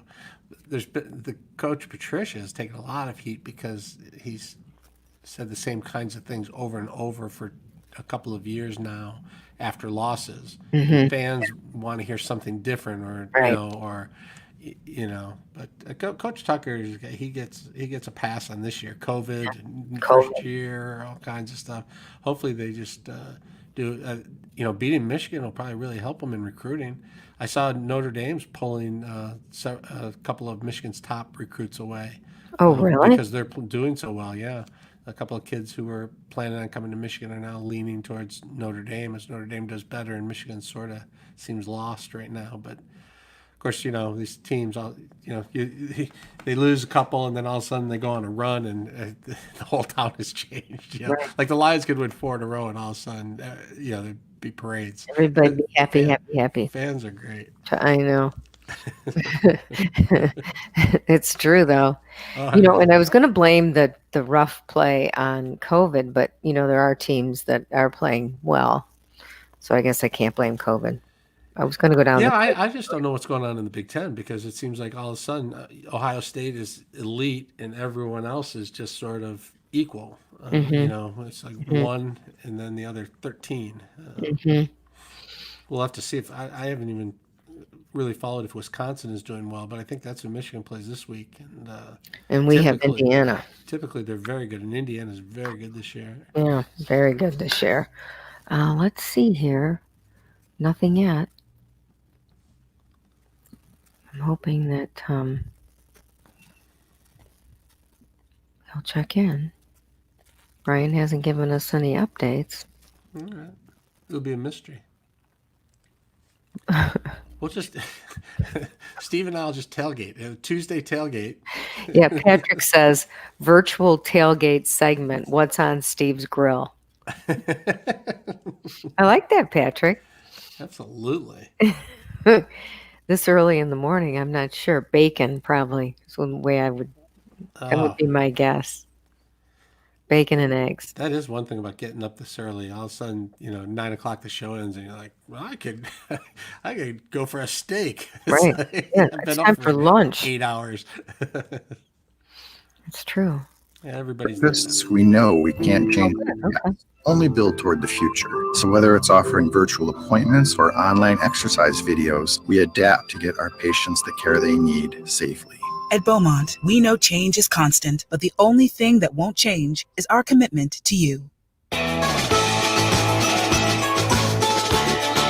the great voice of the Great Lakes, this is Paul W. Smith on WJR with Kevin Dietz filling in for Paul. Boys, some weeks our hometown Lions have played like champions, and other weeks we look like we're in a rebuilding season. The Lions are on a 2-game losing streak, and here to tell us how we're going to turn things around is our own Steve Courtney and Lions coach Matt Patricia. Good morning, guys. Good morning, Kevin. Yeah, things did not go as planned in the land of 10,000 lakes. Lions fall 34-20 to the Minnesota Vikings. Lions right now a 3-5 team. If you're a cup is half full guy, there are still 8 games remaining. Let's talk about it now with a fine coach. How are you, sir? Good morning. First things first, obviously the inability to stop the run, coach, reared its ugly head once again. Dalvin Cook was Dalvin Cook. There's no question about it. A couple of Matthew Stafford miscues and maybe some lost opportunity, coach, there at the end of the first half. You take a look at what was going on, 13-10 ball game at that point. Vikings get the ball with 1:19 left, and they're able to score. Kind of deflating at that point, wasn't it, Coach? Well, it certainly wasn't the way that we wanted to end the half. I think with some of the struggles that we had in the first half with the run game, we were still in a very tight ball game at that point. And really, honestly, all the way through up until the fourth quarter, we had opportunities. We just didn't capitalize on them, towards the end of the game either. Sometimes you have to look at the positives in situations like this, Coach. And Braden Coombs and the special teams unit, rather stellar throughout this season. A couple of blocked punts along the way. Not able to build on those every time, but still getting some exceptional effort from that unit. Yeah, it's something that we've been fortunate to have, great play out of some of those units. Certainly Jack Fox has been outstanding, punting the ball this year for us, and it's really helped us with our punt unit. And, it's good to see our punt rush come along this weekend. We've been working on that for a while, and it was great to capitalize on a couple of those looks that we saw. Coach, when things are like they are, you've got Deron Harmon coming out in the Zoom call yesterday saying, there's a lot of frustration in the locker room. You can coach the X's and O's, and your staff is going to do that diligently going into the second half of this season. How important is it to get this team to keep believing in themselves? Well, I think this team believes in itself. I think this team is, it's a tough team. They work extremely hard. Obviously everybody wants to win, and that's what we work hard to try to do. So, but it doesn't go that way. Certainly, it can be frustrating, but we understand in the NFL, you got to turn the page and get ready for the next opponent. That's just the way it works. And that's what we're doing right now, getting ready for Washington. This NFL game, Coach, in this COVID era is different, dramatically different, as a matter of fact. And you take a look at the week that Matthew Stafford had, being placed on the COVID list earlier in the week. Thankfully, his family testing negative along the way, but he's in isolation as this thing unfolds. There's a family mishap. Daughter falls.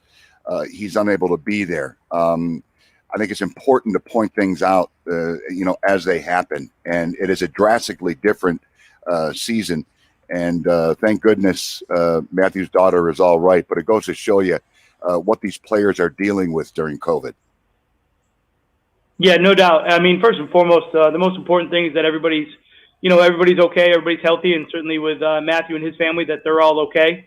And just, that goes across the board. I think a lot of the, our guys are coming to work every single day and trying to shut off everything that's going on outside the building and work hard. But, the reality is there's a lot going on right now. And, they're doing a great job of handling all that and making sure that we are, continually trying to push to get better. But, the reality is that's part of what's going on right now. And we've got to understand that, as we ask these guys to do a lot each week.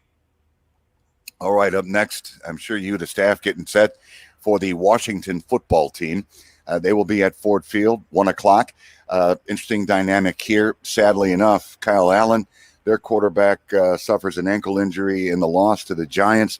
That means that Alex Smith will step up, Coach. I don't know if we can say enough about the diligence of this guy with the injury that he received back in 2018 against the Texans. He is supposed to get the start, but you talk about an inspirational story.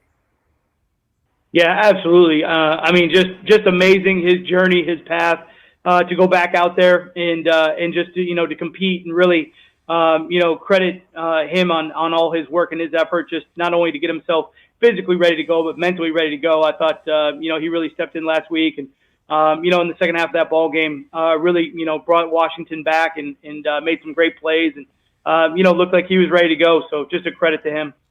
Antonio Gibson, the running back, getting the brunt of the load, 391 yards. He has found the end zone 5 times.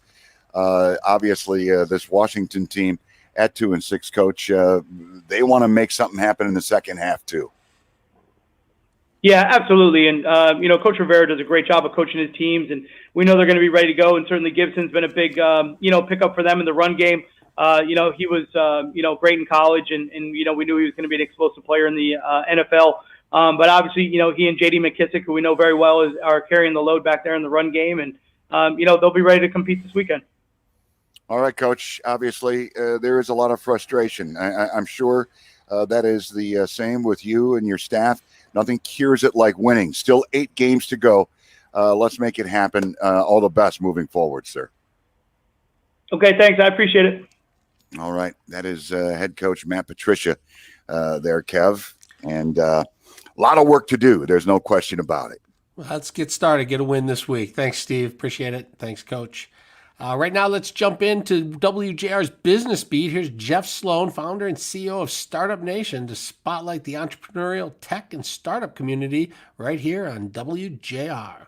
Good morning. As we all know, Joe Biden has been proclaimed the winner in the presidential election. And now with that behind us, we turn our attention to what that means for us as citizens and as business owners in this country in these most challenging times. It's now time to set politics aside and turn our focus to strong leadership to drive an agenda that will hopefully deliver the kind of positive change we all want as we navigate today's choppy waters. As small business owners, here are 3 key economic issues to watch closely in the early going of his administration. Number 1, of course, of immediate interest, will the new Biden administration be able to get a new stimulus package approved, and what will the amounts and allocations of that package be? Biden has voiced support for a robust relief measure that includes a federal bonus to weekly unemployment benefits, more aid for struggling small businesses, and another round of stimulus checks to most households. Number 2, how will the additional government spending that Biden will pursue begin to flow into the economy? Biden is proposing $7.3 trillion in new spending over the next 10 years, including upgrading the nation's roads, bridges, and highways, building a clean energy economy, investing in research and development, and to bolster manufacturing. And so the question is, how quickly will this additional government spending begin to flow into the economy? And number 3, how will new taxes really impact us and our businesses? We know we will be facing increased taxation at both the individual and corporate levels. This has to happen, frankly, simply to pay for the massive outlays of cash that we had to spend in order to get through the COVID crisis. The Biden plan calls for increased taxation of about $4 trillion over the next decade. And the big question is, how will this affect the economy, our businesses, and the citizens of the United States? Now, while there are a lot of questions and even uncertainty, one thing is for sure. Simply getting this election behind us and moving from a focus on politics to a focus on doing the hard work we need our leaders to do will itself move us in the right direction. I'm Jeff Sloan, founder and CEO of StartupNation.com, and that's today's Business Beat on the great voice of the Great Lakes, WJR. This report is sponsored by SafeExcavator.com. Call or click 811 before you dig. There's a lot of stuff underground you can't see, and every few minutes somebody digs into a line, pipe, cable, or wire. Don't be that person. Call or click 811 before you dig and visit SafeExcavator.com. Traffic First also sponsored by the Cremation Society of Michigan. For over 32 years, the Cremation Society of Michigan has been providing dignified cremation services without the cost of traditional funerals. For cremation information, contact the Cremation Society of Michigan at 1-800-241-3131 or visit cremationmichigan.com. We are looking at a problem along 94 westbound at 12 Mile. This is an accident in Macomb. The shoulder is blocked, right shoulder blocked. Traffic is slow from at least a Little Mac. Now, WJR Weather First from the Weather Channel, sponsored by Michael Perna.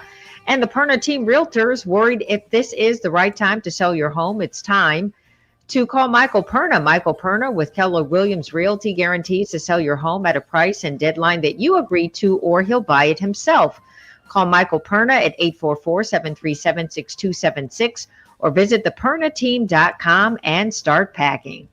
Clouds coming in, mixing with sunshine for the morning. Very warm and record warmth easy this afternoon. 77 destroys the old record of 68. Steadier rain comes in tonight, maybe a thunderstorm. 48 with a gusty southwest breeze at times. Partly cloudy, much colder tomorrow, but where we should be, high 52. From the Weather Channel, meteorologist Ray Stagik on News Talk 760 WJR. More customers are calling Wallside Windows than ever before.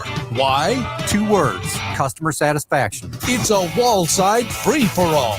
When you buy 1 Wallside window, you'll get 1 free. There's no limit. With this sale, you can do your entire home for half the price. Plus 5 years, no interest, no down payment. We can do that. We can do that. We can do that. We are the factory. Wallside. Schedule your safe at home or virtual estimate at wallside.com.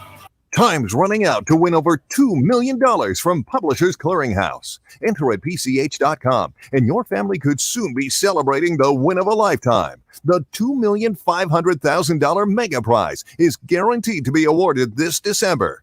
Go to PCH.com before it's too late. That's PCH.com. Better hurry if you want to win big. Enter now at PCH.com. Entries due 11/29. No purchase necessary. Void where prohibited. Dell Technologies just announced their Black Friday sale. They're releasing new doorbusters every weekday, plus up to 50% off cutting-edge tech for your business. There's no better time to upgrade your small business with the latest laptops and desktops with Intel Core processors, plus there's free shipping on everything. Yes, everything. Give Dell Technologies advisors a call. They'll identify the right tech solution for your business. Call 877-ASK-DELL or go to Dell.com/SB Black Friday. That's 877-ASK-DELL. Hi, I'm Ken Brodolski, host of WJR's Building Michigan Show. Listen tomorrow night at 7 p.m. as we highlight National Apprenticeship Week. We will have top leaders within Michigan's construction industry exploring apprenticeship opportunities in the union construction skill trades that lead to lifelong careers. Tomorrow night at 7 p.m. only on 760 WJR, sponsored by Must Construction Careers and the Michigan Building and Construction Trades Council. Now back to more Paul W. Smith on WJR. Once again substituting, here's Kevin Dietz. Well, guys, COVID cases are rising across the country and right here in Michigan. There were 9,010 new cases and 62 new deaths over a 2-day period Sunday and Monday. Michigan State University basketball coach Tom Izzo has tested positive for COVID. We're going to talk with him later in the show. There's talk of a possible national mask mandate. Joining us now is Bob Wheaton, spokesman for the Michigan Department of Health and Human Services, and he's here to tell us about a new app. And this app is going to help people know when they have been exposed to COVID-19, which would be a great thing to know. Bob, welcome to the show. Thank you for having me on, Kevin. Appreciate it. So tell me a little bit about this app and how it's going to work. We were kind of talking about it behind the scenes here, and we had just a lot of curiosity about how this app could help us. Yeah, and a lot of people seem really interested in this and how it can help them. And the app is called My COVID Alert. And how it works is you can only use it once you download it, so it's not automatically on your phone. But once you download it, if somebody tests positive for COVID-19, they can get a PIN number from their local health department and enter that PIN number on the app, and it enters that information. And then what that does is finds any phone that was within 6 feet of that person for 15 minutes or more, which that's considered a contact with somebody who could be exposing you to COVID-19. And then if those individuals have also downloaded the app, it will send them a notice that will tell them that they've possibly been exposed to COVID-19. Then they can call their local health department, they can get tested, they can quarantine, they can do all the necessary things to prevent further spread of COVID-19. Okay, so if you and I download this app, My COVID Alert, and it's on our phone, and then suddenly I find out that I have tested positive, so I would go onto my app and say I've tested positive. Then the My COVID Alert would backtrack to where I've been over the past few days, or where I'm going the next few days, or both? Right, where you've been over it would be both. It would, depending on what time the person received the notification. It could be before or after. So yeah, what it would do is it would notify my phone that I had been exposed potentially to COVID-19. It would not tell me your name. It would not tell me any personal identifying information about you. That's one of the important things about this, is it's anonymous. So no one else, other users, isn't getting any information about you. And the same thing with me then. When I get that notification, that just goes to me. It protects my information, my name. No one else gets that information. What about where we came in contact? That could be helpful if we were at a certain store or restaurant or something. Will that be part of the app or not? Not at this time. That's something you could possibly find out if you called your local health department, if there's other people that have reported that information. But so you might not necessarily get all the specific details, but what it just lets you know is that you were exposed. It's kind of similar to what happens with contact tracing right now. When somebody tests positive for COVID-19, the local health department or MDHHS will ask them who they've been in close contact with, and then the health department will contact those individuals. And again, they don't share the name of the person, or they don't say you came in contact with them at this address or anything like that. They just give you that information that you need to know to be able to take measures to protect yourself and your family and other people you might come in contact with. Well, the technology would be incredible if everybody were willing to put this on their phones, instead of me being asked by the health department, oh, who have you come with contact? I think, oh, well, let's see, who did I see, a couple of days ago? Who did I see last week? I mean, I'm not going to come up with a perfect list, but with the technology of your phone, it would know whoever I was in contact with.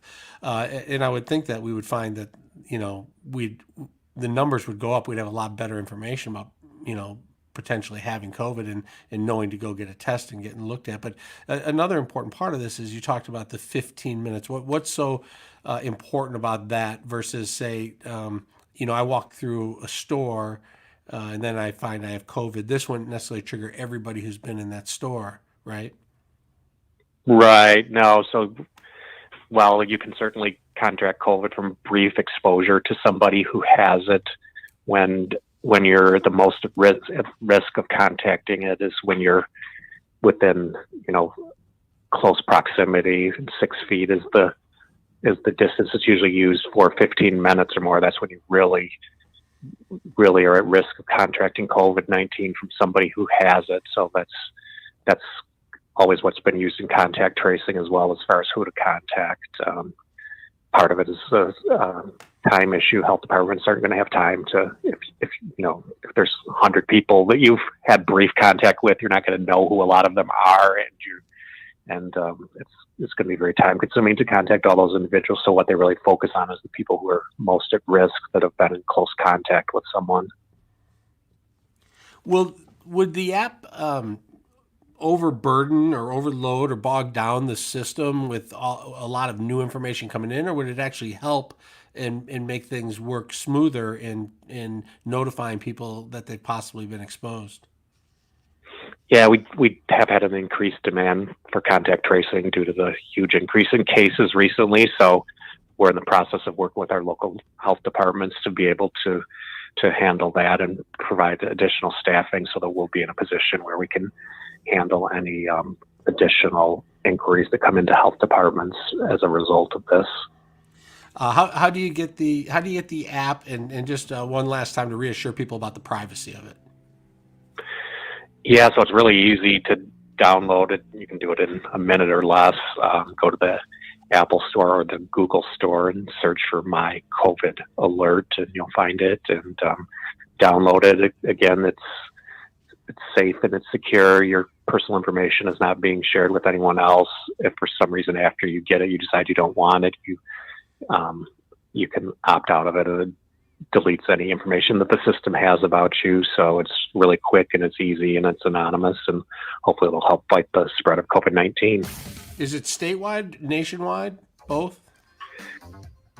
This app is statewide. We have been piloting it at MSU and Ingham County, where we had a lot of success over the last few weeks. We had about 46,000 people who downloaded the app. So as of yesterday, it's statewide. If you're anywhere in the state, you can download it and then use it. All right, fantastic information. Bob Wheaton, spokesman for the Michigan Department of Health and Human Services. Thanks for being on the show. Thanks a lot, Kevin. Appreciate it. All right, let's take a look at traffic with Dana Clark. This report is sponsored by the Exergen Temporal Scanner. These may be uncertain times, but what is certain is that every family needs a reliable thermometer. Protect your family with the Exergen Temporal Scanner, the only home thermometer used and recommended by hospitals, physicians, and clinics. Stay safe with Exergen. Earlier accident 94 westbound at 12 Mile is clear. So just seeing some delays because of construction work along 696 westbound between Gratiot and Groesbeck. This is in Roseville. 2 lanes closed, left 2 lanes shut down until 10 a.m. on Wednesday. Traffic now slow from 94. Now WJR weather first from the Weather Channel. Sponsored by the Detroit VA Healthcare System. Veterans, a Detroit VA Healthcare System reminds you to not let COVID-19 postpone your healthcare needs. The Detroit VA is ready to care for you in their medical facilities and through online video visits. To learn more, visit detroit.va.gov. Mostly cloudy skies, 59 degrees, going up to a nice warm 76 today. Some sunshine will peek out this afternoon tonight. Showers this evening, steady rain overnight, thunder possible, your low 50. And we hit the 50s for the rest of the week, starting with hump day, partly cloudy skies, a high of 55. I'm Dana Clark, WJR News with Dick Hafner in 2 minutes. From the depths of winter to cookouts in summer, natural gas is your safe, reliable, affordable energy source. Because DTE buys gas in the summer when prices are low and stores it to keep prices affordable. And we upgrade and monitor the system 24/7, 365. So for all you do, natural gas is there for you. Learn more at dteenergy.com. DTE. For all the dinners cooked, something smells good. For all the clothes dried, for all the hot showers, there's safe, reliable natural gas from DTE. We keep gas safe by constantly inspecting, upgrading, and monitoring our lines 24/7, 365. So for all you do, natural gas is there for you.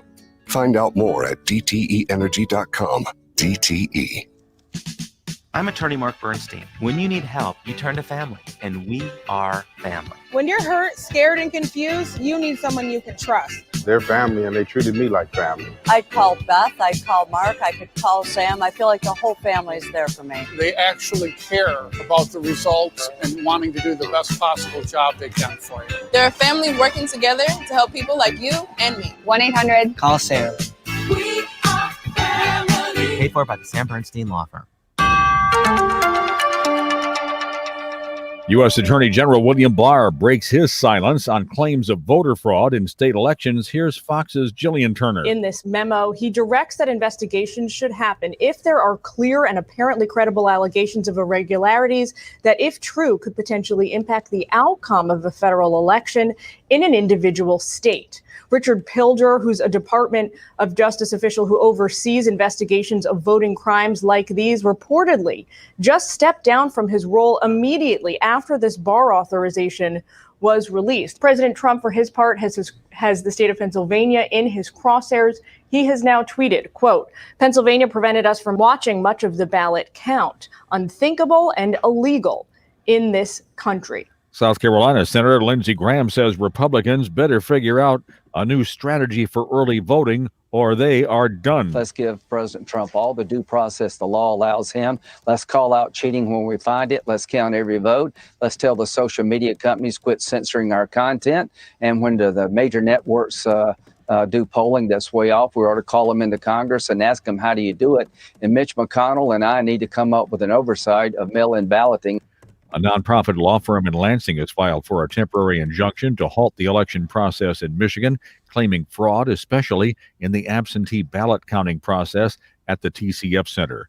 Protests that have been raging for months in Portland, Oregon, continue despite the Joe Biden apparent win. Workers at Portland's Democrat campaign office have some cleaning up to do. This after demonstrators identifying themselves as the often violent far-left group Antifa shattered windows and tagged their building with graffiti reading F. Biden and no presidents. Portland police say they made 3 arrests. Several dozen people in that same group also marched in front of a building occupied by Immigration and Customs Enforcement, demanding that agents come out of the facility and fight them. Tom Graham, Fox News. Joe Biden has promised to implement a national mask mandate. The surge continues. Michigan's latest report has 9,010 new cases of coronavirus and 62 additional deaths. The state had a daily average of 4,500 new cases from Sunday through yesterday. Beaumont is today reinstating its visitor safety restrictions at the Beaumont hospitals in Royal Oak, Croy, and Grosse Pointe.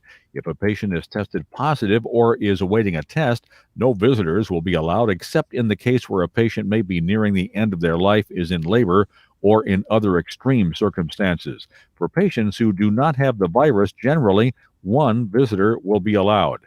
MSU basketball coach Tom Izzo testing positive for coronavirus. No other member of the team has tested positive. The Troy Fire Department has shut down one of its 6 fire stations following word that 6 firefighters tested positive for COVID-19. About 30 have been put in quarantine. The U.S. Supreme Court will today discuss whether to invalidate the entire Affordable Care Act. About 20 million people have gained coverage from the Affordable Care Act. General Motors says it's hiring several thousand workers to help the company in its effort, as GM is planning to bring more than 20 electric vehicles to the market in 2 years. The Collins Dictionary of the English Language has declared lockdown to be its word of the year. Your market update sponsored by Mother Waddles. Donate your car to Mother Waddles. Help the poorest of the poor. Call 313 Waddles. Asian markets closed up. London is up, and the Dow futures are up 217. For WJR News, I'm Dick Hafner. More with Kevin Dietz in 2 minutes. Paul W. here. Thanksgiving is around the corner, but not everyone in Metro Detroit is celebrating. Thousands of children, seniors, and families will struggle to put food on the table. WJR and the Chilani Family Foundation have launched Hunger Free in the D, a 3-week matching gift campaign to support the Capuchin Soup Kitchen and Gleaners Community Food Bank to provide 500,000 meals to struggling families during the holidays. Here's the Chilani Family Foundation's Tom Chilani. The partnership between Capuchins and Gleaners is very strong. They help out a lot of people, and I felt it was good that Vicki and I and our foundation get behind the two of them. So over the last 5 years, the Chilani Family Foundation has been able to donate over $500,000, but we've been able to raise with that $500,000 close to $1.7 million. So that is what the power of WJR, Paul W. Smith, and our foundation has been able to do. Join us to help out. Visit hungerfreeinthed.com or call 313-254-4788.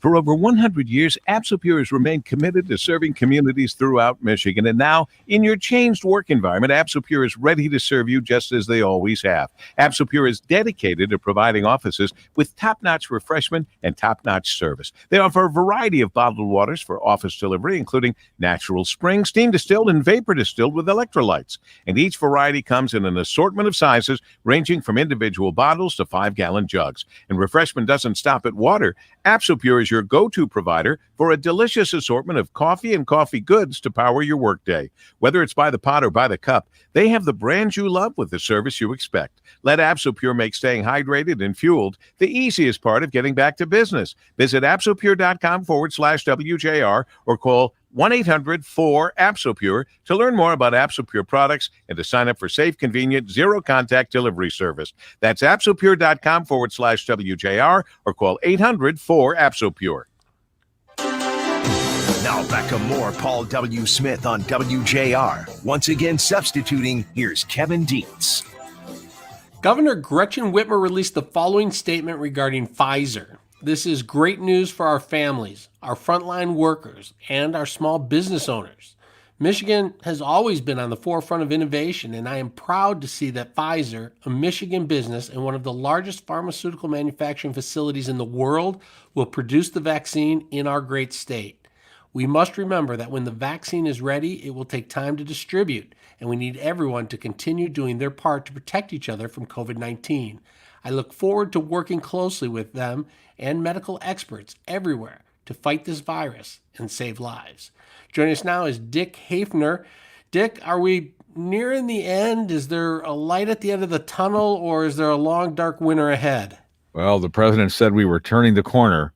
I don't know. Those numbers don't look like we're turning any good corner to me. The numbers keep going up, and to me, the numbers tell the story. I know a lot of people sometimes question the validity of these numbers, but it's impossible to find someone who gives you proof that that the numbers are unfairly or inaccurately manipulated in some way. And with incoming President Joe Biden saying there's going to be a mask mandate, you wonder if the lockdowns are next. And look, Kevin, you just mentioned Governor Whitmer. When she was locking down the state, things weren't nearly as bad as they are now in the numbers of coronavirus cases. So 9,010 new cases, 62 deaths over the 2-day period of Sunday and Monday. Those are big numbers. And when I talk to people who think that the media is overstating COVID, they'll typically say something like, "Well, we're just testing more people, so of course there's going to be more cases." But my concern is not necessarily with the number of cases because of the testing issue I just mentioned, but more with the hospital's capabilities of handling new cases. Are the numbers so high that the hospital beds are filling up? Will there be enough ventilators and medicine to go around? And when you see stories like the field hospitals are considering to reopen in Detroit and Novi, that sends up a signal that there may be a problem, that the hospital space may be an issue. You talked in the last news report about Troy Fire Station shutting down. Now they have 5 or 6 in Troy, and they can cover the area with one shut down. But are the numbers so high that employees at hospitals or at fire stations or at police stations are not going to be at work and not be available? Those are the flags that jump up at me and say, Yes. Hey, we're in for a long, dark winter here with COVID. Right. And you remember last week, about a week or 10 days ago, in DeWitt Township, north of Lansing, their police department had to shut down because most of the officers had the coronavirus. Now they're going to be reopening, but one of their officers died. And so the public safety question that you just cited, yeah, that's really critical. What's going to happen over the winter when we start hunkering down with the cold weather? Boy, I think it's a question that we can't answer yet. Yeah, you reported that the city of Warren, I believe, is shut down right now. Warren City Hall is shut down. A real impact when Beaumont Hospital says that we're going to restrict the number of visitors that can come in and see loved ones. That's another signal that they're getting worried. They're getting worried that there may be too many cases for us to handle. And it just makes you stop and take pause. And yes, it's encouraging that this vaccine is looking so promising, a 90+% success rate, and that they're even saying they may be able to get enough vaccine immunizations done by the spring, which would be great. But there's a lot of work to do between now and then still. And then you have Eli Lilly saying they have an antibody, which has been now antibody medicine, which has now been approved by the FDA to be given to people who get the COVID, and it's supposed to keep you from getting seriously ill. I just heard and read the interview with the CEO of Eli Lilly, but he said that so far only about 88,000 doses are available. They'll be able to ramp up the production, of course, and get it out to the public, but at least that will help too, Kevin, keep people from out of the hospital. And that's one of the tools that we didn't have the first time around when the lockdowns occurred and the hospitals were all filled. Yeah, when Michigan said we're going to require people who eat in restaurants to leave their phone numbers for contact tracing, in my mind, I said, this is the beginning of more serious shutdowns. And I was talking to somebody yesterday and I said, hey, you know, if you're thinking about, having your hair done or getting a haircut for Christmas, you may want to go do that now. You may not have an opportunity when Christmas is here. It may be shut down again. The gyms may shut down again. We may see some backtracking with, the way the numbers are. The numbers weren't this high when we were shut down before. No, that's right. So the next time we get Governor Whitmer on our air, we're going to we're going to have to ask her what her thoughts are about a lockdown. For sure. What did you think quickly about this My COVID Alert? Is that the kind of thing you would put on your phone, and would you download information that you tested positive on it? I like it. I think it's a good idea. And once I get my phone working, don't get me started on this. Don't get me started. My Apple. Oh boy. Let's skip over that. Yes. Once I get my cell phone working, I'm going to get that app. I think that's a great idea. Yeah, I think, there's always worries about privacy, but they're using the same privacy that they would be in other places. So I know, there's trickling word of hospitals filling up. I think we have to wear our masks and we have to do really whatever we can to get from now until the spring or whenever we can get through this thing through the vaccine. So it's no doubt about it. I think we're all going to have to step up our game a little bit. Yep, you are so right. All right, Dick Hafner, thanks. We're going to take a quick break and check weather and traffic with Dana Clark.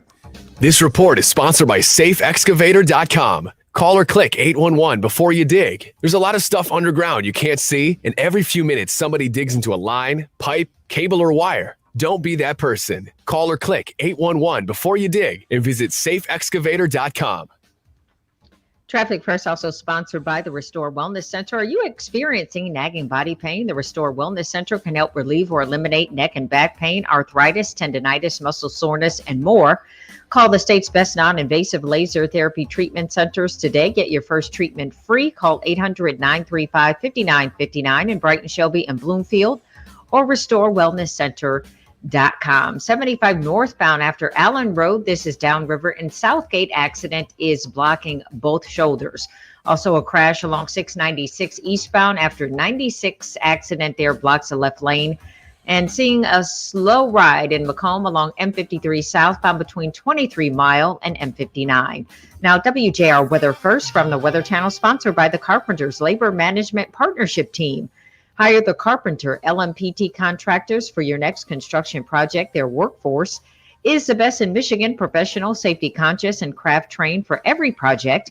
Hire the Carpenters LMPT contractors today. Call 877-477-LMPT.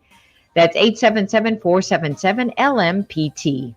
Record yesterday at 77. Today's record is only 68 degrees. And I say only because it's not in the 70s as it's been the past couple of days. And we're going to see temperatures go up once again, 77. So we break the record by quite a bit. We're almost there this morning. Cloud sunshine around. Tonight, a few showers around. Maybe some steadier rain overnight. Maybe a thunderstorm, 48. But we'll turn much colder tomorrow. Partly cloudy and a high of only 52. From the Weather Channel, meteorologist Ray Stajic on News Talk 760 WJR. Hi, folks. Craig Hubble, General Manager at Crestview Cadillac in Rochester. This is the month I want you to be driving a new Crestview Cadillac. You know, your safety is our top priority here, and I have a ton of 2020 and 2021 Cadillacs in stock ready to deliver to you tonight, fully sanitized. These are the best prices of the year, and we're experts at employee pricing. We pull ahead Cadillac leases every day, and you'll always get a Cadillac loaner here. Call us now, see us on Rochester Road or at CrestviewCadillac.com. What if I told you that you could replace your windows, your roof, and your siding for just $6 a day? I didn't say windows, roof, or siding for $6 a day. I said all three, windows, roof, and siding, for just $6 a day. It's true. Just call Performance Remodeling at 586-540-6000 or online at windowsroofingsiding.com. You might be thinking, I don't need all three, windows, roofing, and siding. No problem. Just windows, $2. Just a roof, $2. Just siding, $2. It's so incredibly inexpensive that anyone can afford it. Anyone, including you. We can do this because we have the best financing partners on the planet. Our quality and workmanship is the best in Michigan. We are the only company that offers a true full lifetime guarantee on every window, roof, and siding job we install. No fine print, no loopholes, no gotchas. So for the best windows, roofing, and siding for just $6 a day for all three, call Performance Remodeling at 586-540-6000 or online at windowsroofingsiding.com. I'm Frank Beckman, and I'm joined by my friend Chris Alberta from Principium. And a lot of people are really concerned right now because we're in this Medicare enrollment period. Chris, you've told me before that people are going to spend, in some cases, $30,000 to $50,000 more than they have to on Medicare in their lifetime. How does that happen, and how do you avoid it? Well, it happens because we are, as a culture, just inundated with information, misinformation, and the salespeople that are selling us these plans are simply not spending the time to show us all the options and specifically show us the ones that are best for us. Michigan retirees, Frank, are hemorrhaging money on Medicare plans that they don't necessarily understand, and they're being sold them by people who really don't care about what is best for the client. In many cases, so much as what the best premium is, the best product, the best coverage level. And there's so much involved in Medicare that needs discussion. When people come into Principium or call you on the telephone, you're talking about doctor care, you're talking about long-term care, you're talking about RX. There's so many things involved. There's so many elements. And let me just put it to you this way. If I was a 65-plus-year-old person on Medicare, I would be desperately trying to find the one plan for myself, maybe for my spouse and myself, that could be and should be the option for the next 10, 15, 20 years of our life, rather than jumping every single year through all these hoops, finding the next best plan or having rate increases that are driving me crazy. It's criminal what's happening out there with the lack of information. Most people should be on plans that cost somewhere between $0 per month and maybe $50, $60, $70 per month. There's going to be folks who buy regular garden variety Medicare supplements from the big names we've all heard of, but what they should be doing is calling my team and saying, hey, listen, sit down with me for a half an hour, 45 minutes, and teach me how to do this properly. Call Principium and Chris Alberta. 888-800-8949, or go to retirelikefrank.com right away. WJR and the Chilani Family Foundation have launched Hunger Free in the D, a 3-week matching gift campaign to support the Capuchin Soup Kitchen and Gleaners Community Food Bank. Our goal is to provide 500,000 meals to struggling families during the holidays. And now the Chilani Family Foundation will match up to $200,000. Now, as we prepare for Thanksgiving, let's help Gleaners and the Capuchin Soup Kitchen make a difference for those less fortunate. This is Dario Bergamo, proud supporter of Hunger Free in the D. Without business leaders in the community, we really would not be able to continue what we do. Chilani Family Foundation's Tom Chilani. The partnership between Capuchins and Gleaners is very strong.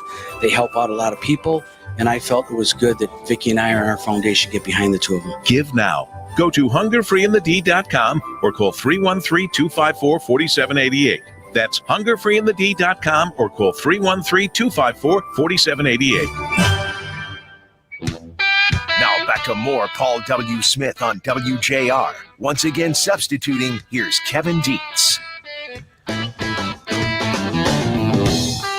As coronavirus cases surge in the United States and elsewhere, the world got good news on Monday. Pfizer announcing preliminary results that suggested their vaccine was more than 90% effective. Keep in mind, the flu vaccine is about 50% effective. So this news of 90% effective is really quite encouraging. But it's important to note that the news is still preliminary, and there's much that is still not known about how well the vaccine works. Joining us now is Dr. Matthew Sims, Infectious Disease Research Director with Beaumont Hospital. Doc, thanks for being on the show. Oh, happy to be here. So, the first blush of this news obviously was very exciting to people who are desperate for some good news about COVID-19. And obviously the stock market reacted and social media reacted, people becoming very excited. But in reality, we still have a lot to learn about this, right? We have a lot to learn about the vaccine, about other vaccines that are in development. We're not, there yet for actually deploying it. So those are the things that we really have to think about. So do we know what the scientists found out about this particular one that has them so excited? Sure. So all of these vaccine studies have been designed that you give a certain number of people the actual vaccine and you give a certain number of people a placebo. And then you let them go about their normal business and watch to see who develops coronavirus. And they do this to a lot of people so that there's a pretty good chance that some people are going to develop coronavirus. So most of the vaccine studies going on right now are recruiting about 30,000 people. I think the Pfizer one's recruiting 44,000 people, is my recollection. And then you watch and see. And they're designed that they don't stop watching until they have a certain number of cases, which is a statistically relevant number, that they can say, okay, one works better, that the vaccine really works better or not. So Pfizer did what's called an interim analysis. That means they looked at it at the people a little early, right? So if I remember the numbers correctly, the study ends when they have 164 cases. They looked when they had about 90-something cases. And what they found is the majority of the cases, about 10-fold more cases, were in the placebo group than in the vaccine group. So that means that it's about 90% effective. If the same number, if it were 0% effective, the same number would be in each group, right? Right. So if it were 50% effective, you'd have half the number in the vaccine group than in the placebo group. And if it's 90% effective, you have about 10%. There's some adjusting math in there that, has to be done for statistical reasons that I'm not the right person to get into. And probably, most people don't really want to hear about that. They want that number, that 90%. So that's what this announcement was. Now, this is a 2-dose system. What does that mean? And then do we have any information yet about how safe the vaccine actually is? Sure. So 2 doses means you need a booster, right? We've got lots of vaccines right now where you need a booster. MMR, the Shingrix vaccine. There's lots of them that need boosters. The meningitis vaccine. That just means, the first one starts the procedure of, you developing your antibodies, and the second one boosts it. It makes it work even better, right? And sometimes you need more than one booster for shots, but for most of these COVID vaccines, they're being done with one boost. And that's what the preliminary data said it took to really elicit a good immune response. So that's why you need 2 shots. Now, in terms of safety, so far, so good. Different vaccine studies have had, every study, no matter what, has some side effects, right? And almost every vaccine has side effects of, it makes you hurt where you give the shot. You might get some bruising, you might get a little fever, you might get things like that. But so far, none of the vaccine trials have had any major side effects that can be attributed directly to the vaccine in a definitive manner. There have been some that were held to examine a big, somebody got something bad and they examined it and then they found, nope, it looks still like it's safe, keep going. So none of the studies have been stopped permanently because of side effects. And they're all taking the time to investigate anything that looks major, right? So there's independent safety groups that don't report directly to they're not responsible to the companies that are developing them, that monitor these things. And so, they have no direct benefit from getting the vaccine approved like a company would. And they monitor these things and to say that they're safe. And so far, I'm not aware of any of the vaccines that are in major, stages of development that have been said there's a problem here. There have been ones that they've stopped to look, but nothing that they've come up with that, they've said, nope, we have to stop this trial. Now, Pfizer says they could ramp up to 1.3 billion a year down the road, that maybe by the end of the year, they might have 30 million, 15 million fairly soon. Who gets them? Who should get them? Should children get them? Should adults get them? Yeah, How do they get them? It's a hugely important question, and every vaccine that's in development is a little different in terms of, potential ways to ramp it up, so to speak, in terms of how fast a company can make doses, in terms of how easy it is to deploy those doses. So the Pfizer vaccine is the way I understand it. And, everything's subject to change because you know how fast these things are going. So number one, nobody's really studying children in these vaccines because children as a whole aren't the people who are really, really affected by the virus. They're not the one, while there have been some deaths and some really sick kids, the majority of kids tolerate it very well.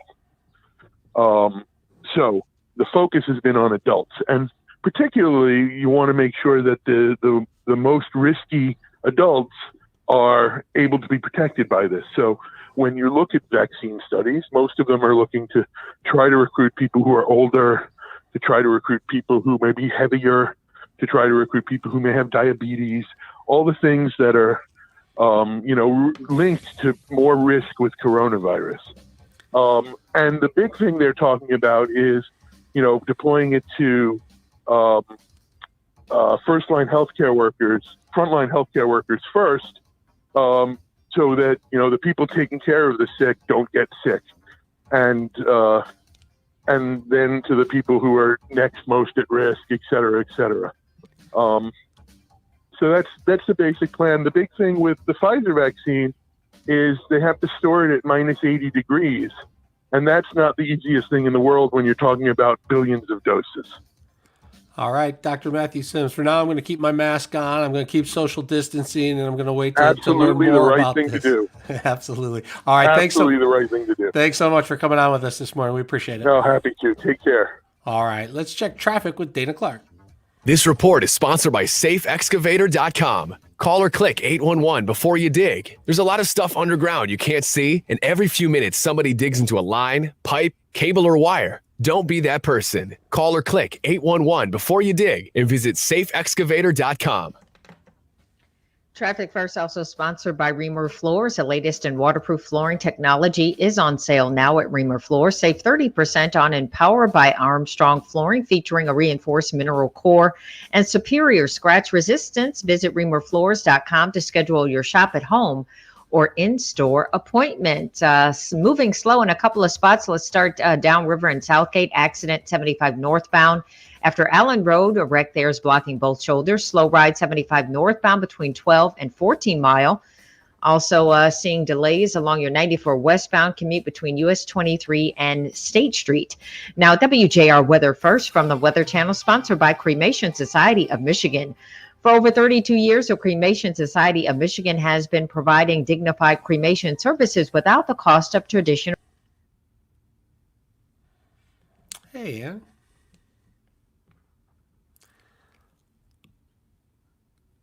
I think you're on mute, Ann, possibly. Everything good? Everything Yeah, okay? long time no see. How are you? I know.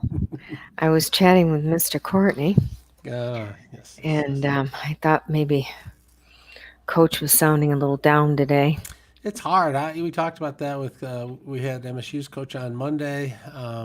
It's just. Because you got to go again. You got to get back out there. And it's just got to be so. Oof. It's interesting. It is. It's so interesting. Though. I mean, the fans are.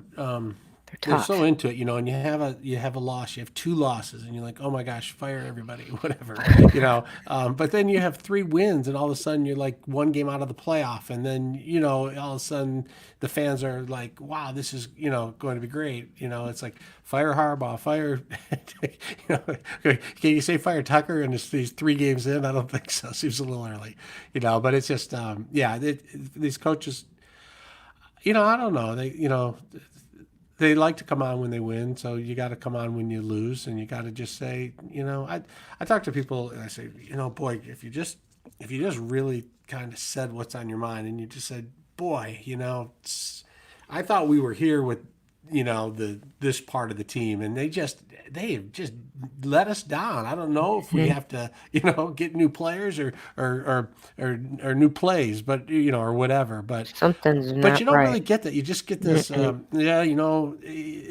like they're Almost so, like kind of rote, like. Yeah, it's like one game at a time. The next up. But I don't know. There's sometimes you see these college coaches more kind of just live and die with it in the moment. They're body surfing after wins, and they're calling people out after losses. But with the college kids, you got to remember the players are still kids. Yeah. With the pros, they're professionals and they're well paid. So if someone's not getting the job done, I guess they say you just call that stuff out in the locker room. But the fans, I mean, I don't know. They deserve something too, man. They spend a lot of money going to these games and buying jerseys, and you just want to, I don't know, some sort of assessment that everybody gets it, that how frustrated fans are, Yeah. But then, the coaching, I don't know what the lifespan of a coach is, but it's not long. It's a pretty quick carousel ride. So Very few stay for very long, right? I mean, Yes. think of the ones that have.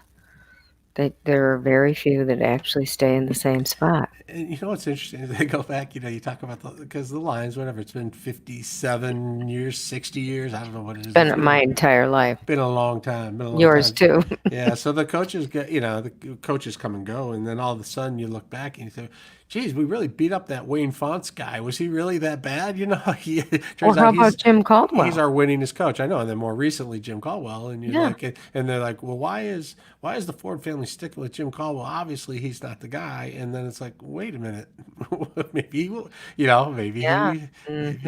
guy. And then how much time do you give someone? Can you say, all right, let's give someone 10 years? And it's hard to win Because you do need time to build something. Right. It just that applies to college. But then you have the constant rebuilding. It's like look at Harbaugh is interesting. He's in year 6, and people are like, hey, it's not working. Right. But are you better off to stop with Harbaugh and go in another direction, wait another 6 years to see if it's working, or do you let Harbaugh have 6 more and get to 12 and figure out how to get back up to the Ohio State levels? I mean. Sometimes you might be, if you have a good coach, if you think you have a good coach, you might be better off to work through it, and let recruits know that you're going to be around for forever, and they don't have to worry about coming to a school where their coach is going to get fired. Yeah, no, that's a good point. But it's tough. It's tough. It's tough out there. Hey, Dr. Sims was great. Isn't he wonderful? Oh my gosh, he's so good. He's so sharp. Yeah, he's kind of like the calm voice of, speaking of going to an expert. You're always saying, just listen to the scientists. We have to follow what they say. We may not agree with it. Everybody's got a different interpretation, but just listen to them. Yeah, and you don't have to be you don't have to be too quick to jump in on good news and too quick to jump in on bad news. You got to see how it plays out. But. Yeah, he's just. That's a perfect example of somebody who's really an expert in his field, and just listen to him. Exactly. By the way, John Decker's next. Is he there? Yeah, he's there. Yeah, we're talking about the Obamacare Supreme Court, right? Let me look at what they had. Just clarify here. What's on there? John, he's from the White House, Kev. So yes, that is his topic for the day.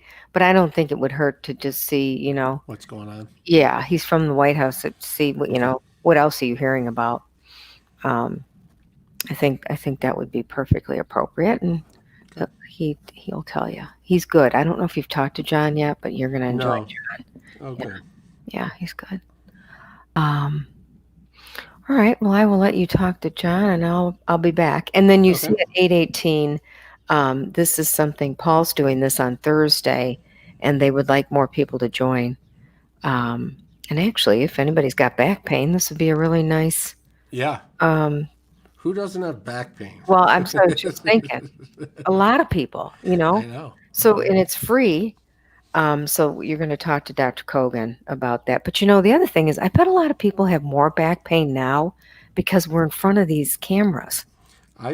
I feel like sitting in these chairs like this. It's your upper back. And your Zoom meetings. You're like this. Everybody's kind of, instead of walking to an office and meeting with somebody or doing something, you're kind of just in your computer. Then you're on a meeting. It wouldn't surprise me. He'll talk about that. He's great. All right, I'll be back. Enter at PCH.com, and your family will soon be celebrating the win of a lifetime. The $2,500,000 mega prize is guaranteed to be awarded this December. Go to PCH.com before it's too late. That's PCH.com. Better hurry if you want to win big. Enter now at PCH.com. Entries due 11/29. No purchase necessary. Void where prohibited. Dell Technologies just announced their Black Friday sale. They're releasing new doorbusters every weekday, plus up to 50% off cutting-edge tech for your business. There's no better time to upgrade your small business with the latest laptops and desktops with Intel Core processors, plus there's free shipping on everything. Yes, everything. Give Dell Technologies advisors a call. They'll identify the right tech solution for your business. Call 877-ASK-DELL or go to Dell.com/SP Black Friday. That's 877-ASK-DELL.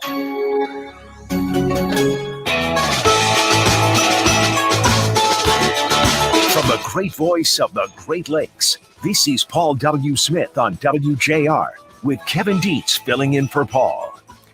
Good morning. It is 8:07 on November the 10th, a Tuesday morning, a beautiful day here in Metro Detroit. Hope you get to get out and enjoy it. Thanks for stopping by WJR 760, where Detroit comes to talk. We are also live on Facebook and on YouTube. And joining us now is John Decker, Fox News correspondent covering the White House. He's also a WJR contributor. John, thanks for being on the show. Thanks for having me on today, Kevin. Hope you're doing well today. I am. It's a great day here in Michigan. We're enjoying some wonderful weather. Hopefully you are too. We are, absolutely. Good stuff. Yeah, so I know we have you on to talk about the Supreme Court and Obamacare, but I just wanted to ask you what it's like around the White House the last couple of days. We saw, over the weekend, big crowds sort of gathering and celebrating Joe Biden's becoming the president-elect, and we know Donald Trump came back to the White House, and I just wonder, have things settled down over there? Is it quiet? What's going on over there? That's a really good question. It is quiet, and the mood is one in which the excitement that was felt just leading up to the election is not there anymore.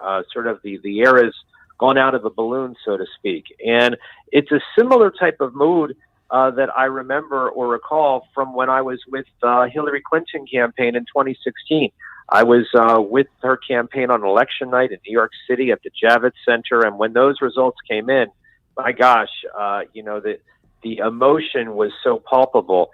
It's kind of like that at the White House right now. Yes, the president is, still disputing the election, but I think that they know really deep down that the writing's on the wall, that there's only 70 or so days left in which they will occupy the White House. Yeah, I think I read that the president has no public appearances today, and the sort of the absence of him is kind of deafening, considering how much we have seen him in the leading up to the election. And of course, there have been reports of possible rallies that Trump might have to talk about continuing the fight. I don't know if that's something that's going to be real, or if it's just going to be more subdued around there until the courts give some sort of inclination of what's happening. Well, everything that you said is correct in terms of what you're hearing. We heard the same thing about the rallies, but yesterday a Trump campaign official said, no, that's not going to happen after all. No, that could change. It's really based upon the president's mood and what he wants to do. I was at the White House yesterday from 8 in the morning until literally 8 o'clock at night. Because we were waiting to see if the president would make an appearance, and he did not. No appearances yesterday, no public appearances on Sunday or Saturday, and unless you would count, his going out to play golf, and we got a shot of that. But in terms of making some remarks, nothing for the past 3 full days. And maybe we'll get some remarks from the president today. The president has not received any good news in terms of any of the legal challenges that his campaign is pursuing in any of the states in which they're pursuing them. So, I understand why the president wants to pursue them. I get that. But the margins are just so great in each of these states, including in Michigan. Michigan, I think the last time I checked, it was about 140,000 plus votes that separated Joe Biden from Donald Trump. That's not a state in which you could have a successful recount take place, and you certainly can't undo those results through the courts. So the president, as you mentioned, no public events on his schedule today. That could change. And if it does change, just like yesterday, I would think we'd see the president late in the afternoon around the dinner hour. Let's talk a little bit about the Supreme Court hearing arguments related to Obamacare. There's so much talk about this when we were talking about Justice Amy Coney Barrett coming on the court, and that this might be the big moment where all eyes are on her. Set the stage for us. Well, that's right. So this case is called California versus Texas. It's Democratic attorneys general versus Republican attorneys general, led by the attorney general from California, the attorney general from Texas. And what the attorney general of Texas, who's a Republican, is arguing is that the Affordable Care Act must end because of the reason that the individual mandate is no longer present in the law, that it has to fail because of that. And so that's what the Supreme Court must decide, is whether or not the law can still stand if this element of the law is no longer there. And you're right, Amy Coney Barrett will be hearing this case. She took her place on the U.S. Supreme Court last Monday as the 9th justice on the U.S. Supreme Court. So to a certain extent, we'll be following what kinds of questions she asked. Still done telephonically. The justices are not meeting at the Supreme Court. They're meeting remotely on a conference call, and that's the way it's going to be through the end of this year. The decision could have a major impact on millions of Americans. Could it happen? Absolutely. There's 20 million Americans who get their health insurance through the Affordable Care Act, and that's the reason why there are so many people who are watching what the Supreme Court does. We'll get a decision by the Supreme Court likely in the beginning part of 2021. I'm very sorry to cut you off, Kevin, but I have to talk with another Fox affiliate right now. I'm glad we got to cover those two issues today. Really big issues on the plate in terms of the news cycle here in Washington and also just around the U.S. as well. Enjoy the great weather, John. Thanks for joining us. Thanks, Kevin. Bye-bye. All right. And we got a break because we need to check on weather and traffic with Dana Clark. This report is sponsored by the Exergen Temporal Scanner. Fever is the leading sign of COVID-19. Use an accurate thermometer for twice daily checks. Protect your loved ones with the Exergen Temporal Scanner. It takes an accurate reading in seconds and is the only home thermometer recommended by hospitals, physicians, and clinics. Stay safe with Exergen. Traffic First, also sponsored by McLaren Health Plan. McLaren Health Plan is helping families stay healthy with coverage for virtual doctor visits, flu shots, and access to over 140 hospitals in Michigan. McLaren Health Plan, the right plan for right now. Learn more at mclarenhealthplan.org. Accident along 696 eastbound at 96. That one is already clear. A new crash in St. Clair Shores, 94 westbound at 696, accident blocking that left shoulder of the 94 westbound ramp to 696 westbound. 75 northbound after Allen Road, Southgate, accident blocking both shoulders. Now, WJR Weather First from the Weather Channel, sponsored by IBEW Local 58 and the National Electrical Contractors Association, NECA. November 11th is Veterans Day. Thank you for all who have served and sacrificed for our great country.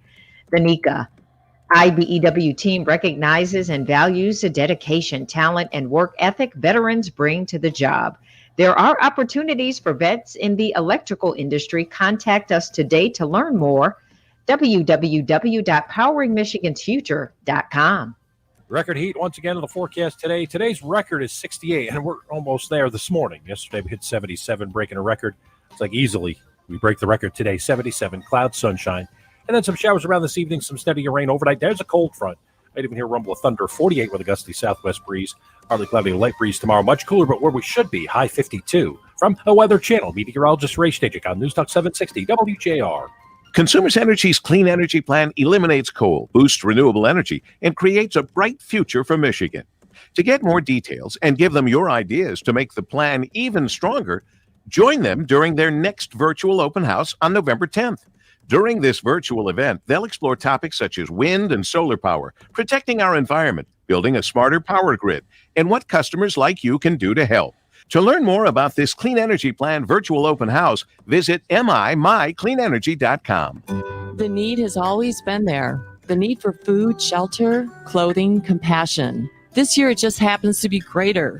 If you need help, please reach out. If you can give help, please reach within. In a year with fewer red kettles, your $25 monthly donation to the Salvation Army of Metro Detroit helps rescue Christmas for the most vulnerable. Enlist in Love's Army at sellmish.org. Again, that's sellmish.org. Take a look at your email real quick. I just found some talking points for Dr. Kogan. I don't think you need them, but I just sent them. So if you want to pull it up so you have it in front of you. Thank you. Mm-hmm. Have launched Hunger Free in the D, a 3-week matching gift campaign to support the Capuchin Soup Kitchen and Gleaners Community Food Bank to provide 500,000 meals to struggling families during the holidays. Here's the Chelani Family Foundation's Tom Chelani. The partnership between Capuchins and Gleaners is very strong. They help out a lot of people, and I felt it was good that Vicki and I and our foundation get behind the two of them. So over the last 5 years, the Chelani Family Foundation has been able to donate over $500,000, but we've been able to raise with that $500,000 close to $1.7 million. So that is what the power of WJR, Paul W. Smith, and our foundation has been able to do. Join us to help out. Visit hungerfreeinthed.com or call 313-254-4788.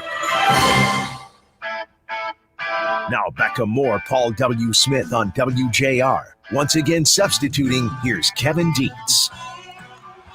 This is the scene around my house. Everyone walking around asking for a back rub. People fighting over who gets to use the back massager. Maybe it's the work from home culture. I don't know, but it seems backaches are a thing. I want to tell you about an event that's coming up. Our own Paul W. Smith and his special guest, Dr. Saul Kogan, are having a virtual in the boardroom event where they're going to talk about all things back pain and how to relieve it. And joining us now on the line is Dr. Kogan. Doctor, thanks for joining us. He's with the head of the Disc Institute, and he's going to be a part of the special event with Paul W. Smith. Tell us what it's about and how it's going to work. Well, listen, we're gonna be talking about back pain. Really, people with severe back, neck, or sciatic pain that are trying to avoid surgery. So many people think they have to live with the pain or have surgery, and there are alternatives that are high tech, very safe, and painless. And we're going to be talking about all the different options that people have. So how do you know that a problem is coming on? I mean, all of us, we're sitting in these chairs more than ever, staring into computers on Zoom calls and whatnot, and we all feel a twinge here and there. How do we know if something is minor or if it's an indication that something may be more serious? Well, here's the scary part, but what most people don't understand is that only 9% of the nervous system is responsible for pain. That means 91% is not. So someone could have a herniated disc, bulging disc, degenerative disc disease, or spinal stenosis and not even know it. I mean, you can have a problem, you can have cancer, a patient can have cancer and not know it. Symptoms are typically the last thing to come and the first thing to go on the way to getting better. So, you do need to be aware. And if you notice tingling, numbness in your arms or legs, that's really a big sign that you could have a major problem. I have friends that will be on. They'll say, I'm trying to avoid surgery. It's a major deal. And if I can do this exercise or this stretching or this, it really makes a big difference. Is there a lot of preventative work you can do to avoid surgery, or is surgery something that's just going to happen for a lot of us? An ounce of prevention is always worth a pound of cure. The old adage is correct. But here's the thing, is the problem with drugs, therapies, epidurals, and pain lasers is they only treat the pain. And if your pain is coming from a herniated, bulging, or degenerative disc, or even stenosis, you actually have two problems. One, absolutely the pain. The other problem is the bad disc. And if you don't treat the disc itself, the pain will come back, which can ultimately lead to surgery. At the Disc Institute, we do have high-tech, non-surgical alternatives to treat both problems, the pain and the bad disc. And this is what keeps people out of surgery. So when you hear the word non-invasive treatment, what does that mean? It means no shots, no surgery, no pain. So massaging, stretching, things like this. Are there things we can do at home as well? Well, yes and no. So here's the thing. So absolutely, stretching, exercise, nutrition, all of that stuff really does play a role. But things like stretching and stuff they're not designed to fix a herniated, degenerative, or bulging disc. They're designed to help manage symptoms and also keep things loose.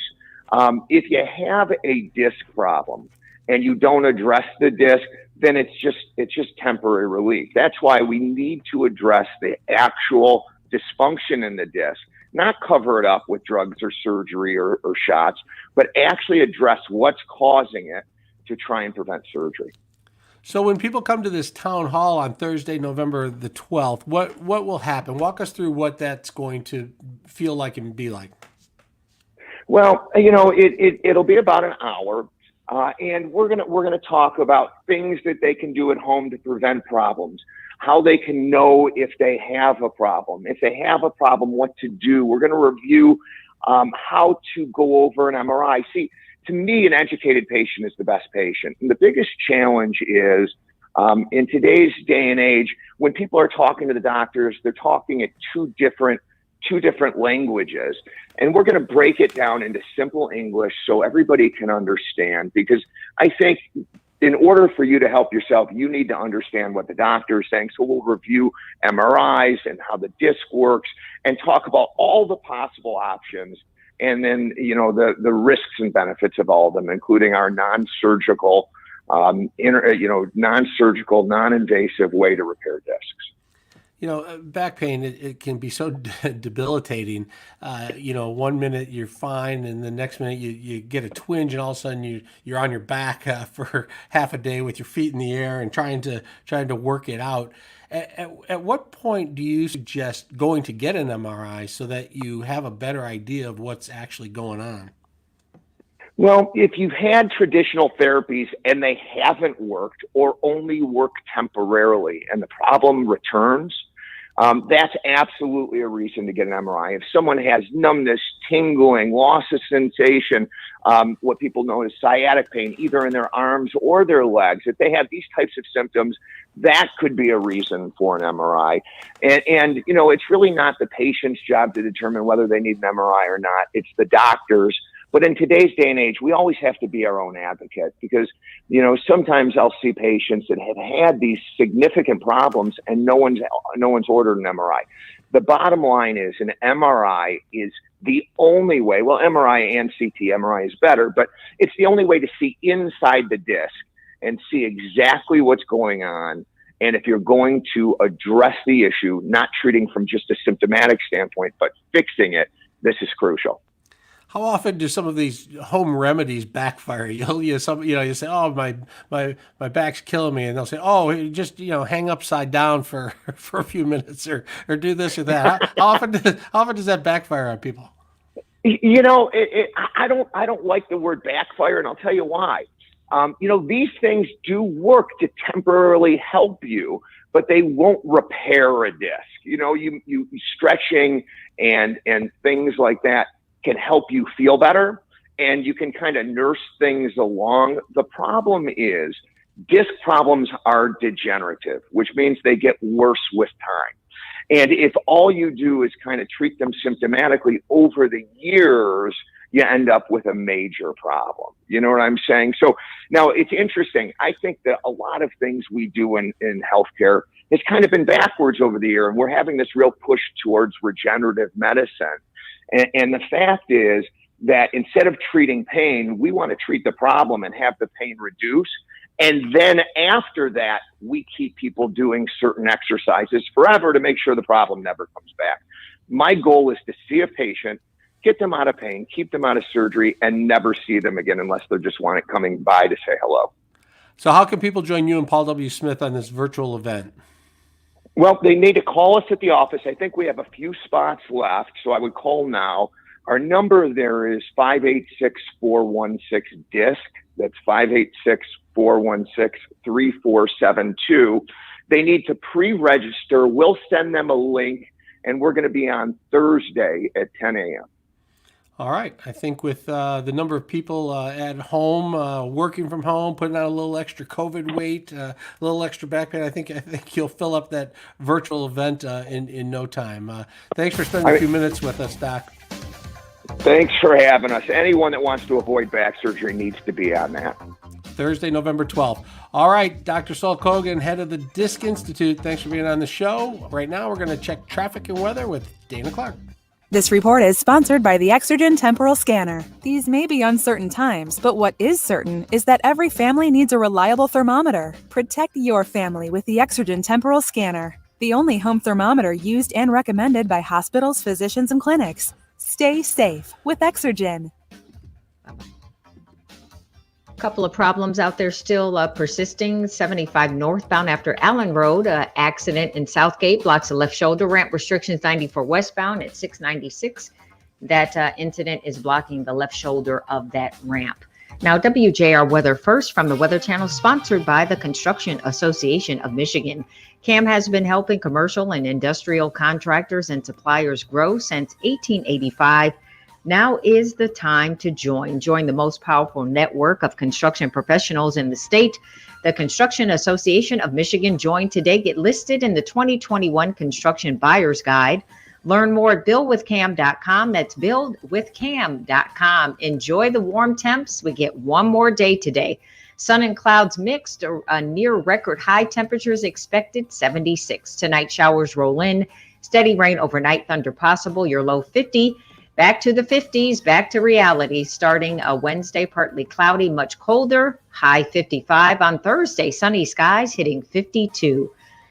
Partly sunny skies, now 59 degrees. I'm Dana Clark, WJR News with Dick Hafner in about 2 minutes. I'm Lila Lazarus. St. Joe's experts say now more than ever, it's important to get your flu vaccine. A flu shot can prevent sickness, and it's free with most insurance plans. Protect yourself and your family. Connect with your St. Joe's primary care doctor or urgent care facility to get your flu shot today. Talking with Michelle Wildman from the MEDC. And Michelle, tell us a little bit about the MEDC. The MEDC is the lead agency responsible for marketing Michigan and supporting vibrant, diverse, and sustainable communities. We're made up of a group of talented individuals who care about the state and are passionate about the state's economic potential.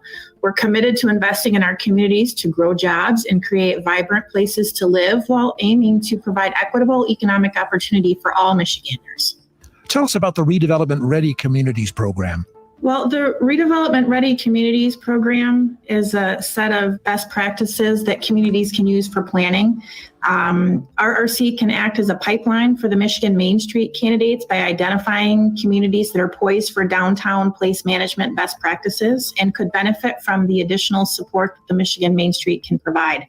That formal recognition that a community has a vision for the future and the fundamental practices are in place that make it right for future development.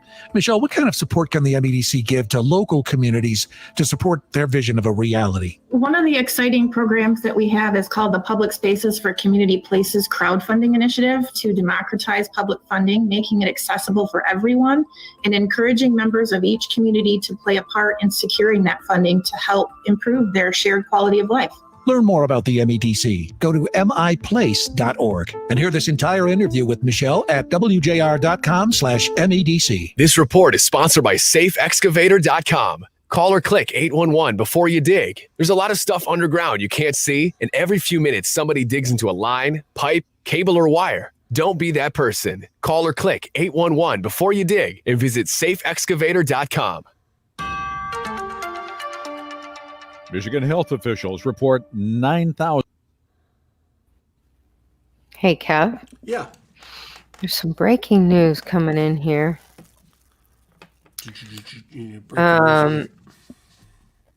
It's coming out of CNN, and it says the Vatican admits Pope John Paul II was warned of Theodore McCarrick abuse claims, but made him Archbishop of Washington anyway.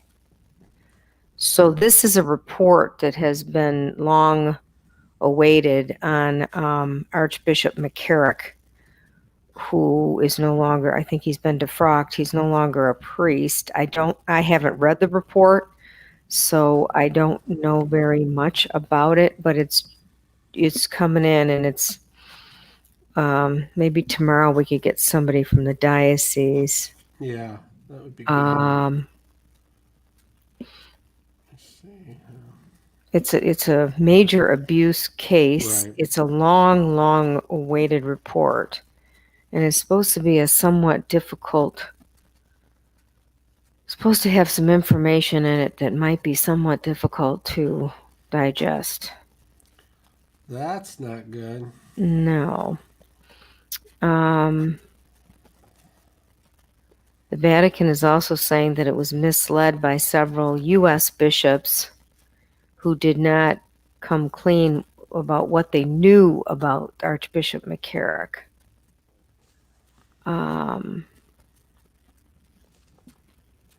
Says the inaccurate information appears likely to have impacted the conclusions of John Paul II's advisors and consequently of Pope John Paul II himself. So the report is 2 years in the making. It looks like it's clearing Pope Francis. Yeah, I'm just kind of skimming as I'm saying this to you.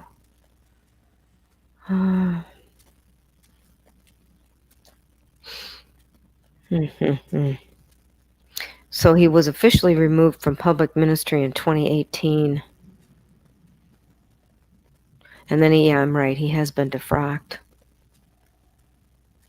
So at one point he was a cardinal. I did not realize that.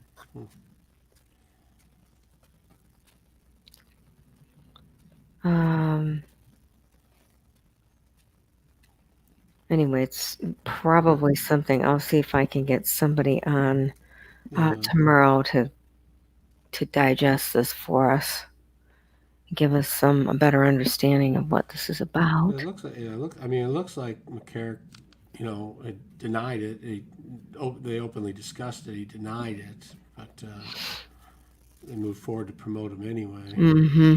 So maybe this gets into what evidence they had that made that a bad decision. Yes. Yeah.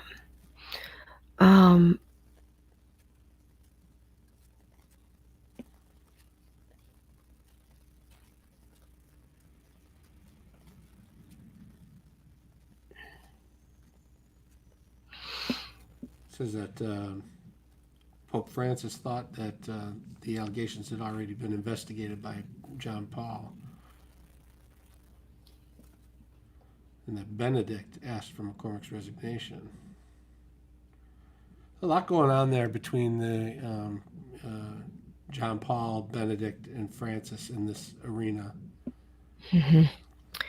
Yeah. They certainly have not put it behind them, though. I wonder if I don't know. I wonder if this report may help do that. Helps, hurts? I'm not sure. I guess those are questions for somebody in the diocese. Well, with Pope Francis, sitting, it's not, just coming in, but it's not great that he thought John Paul had taken care of the investigation. That's not terribly reassuring. That Pope Francis isn't, aware of, where things were at. Yeah, we definitely want to get into that one. Yeah. Okay. Do I really? What? Well, let's talk to Coach right now. Yeah, I'll talk to Coach. All right. Pandemic. Something right more now, upbeat like moving forward, COVID. he's exploring all the ways to stay active and healthy. like biking, jogging, or yoga, but also understanding how to do them safely. Moving forward also means not delaying important care, whether it's preventive or critical care. Because while COVID-19 has our attention now, cancer, heart disease, and diabetes remain serious threats to our health. And of course, moving forward means masking up, because it's the most effective way to protect our loved ones and ourselves. Henry Ford Health System believes that right now, the best way forward is refusing to go back. And we're all for pushing ahead with you. Henry Ford Health System, all for you. Find more ways to move on at henryford.com/onward. Now back to more Paul W. Smith on WJR. Once again substituting, here's Kevin Dietz. Michigan State basketball coach Tom Izzo has tested positive for COVID-19. Coach Izzo, as you know, has been one of the biggest voices in the effort to get people to wear masks and to social distance. He shot a wonderful public service announcement encouraging all of us to pull together to stay safe. But this goes to show you anyone can catch COVID. Joining us on the line now is Coach Tom Izzo and our own Steve Courtney. First of all, Coach, how are you feeling? Well, Kevin, Steve, thanks for having me on. I'm feeling pretty good. I a little bit of a cough and a little bit of chills yesterday, but I'm feeling pretty good. No, not sleeping much, only because it's the season's getting close. But other than that, I think I'm doing fine, and just gotta wait it out. But you are right, what you said. I can't think of how diligent we were, and I agree with the masking up and everything, and hopefully people will, realize that no matter what you do, you still got a chance to get it. But let's make our odds with us, not against us. Coach, via your Zoom session yesterday afternoon, and by the way, you looked pretty well, relatively speaking. You mentioned that you had a little bit of a cough on Saturday, maybe some chills, ditto on Sunday, but nothing crazy. Testing negative on Saturday and Sunday, and then testing positive on Monday. Is that correct, huh? Yeah, we've been antigen testing now every day for over 2 weeks, and I've been negative every time, and everything's gone well. And so I don't know what happened Friday and Saturday. I wasn't in, I told you I wasn't in any frat or sorority parties, and I wasn't at Notre Dame, so I don't know, I don't know where and how, but I think, it's a good point Kevin brought up that, you can't not live your life, but you just got to try to do the things that give you the best chance. I feel I did. I got no regrets about that. And, I'm going to get better here and be back on the air with you guys every Friday. And I know you said, Coach, that you're not sure where you caught it, but how does this change your life immediately now that you have it? You have a family, you got a family of players, coaches. How does this change your life right now? Well, I'm sitting in my basement. I got a nice basement, thank God, and I'm just sitting down here, quarantined. My wife and actually my daughter and her husband have been here, so they're upstairs. But I'm going to watch a few practices on Zoom. I'm going to get some stuff on, Eastern, and the Duke and some of the teams we play early, and watch some film. And I'm going to give my associate head coach, Dwayne Stevens, a chance to see what it's like too. It's I laughed because I said I got an argument with my staff last week, as I always do, and I said, wait till you guys are head coaches. When I walked in yesterday, I said, well, we're going to find out sooner than we thought.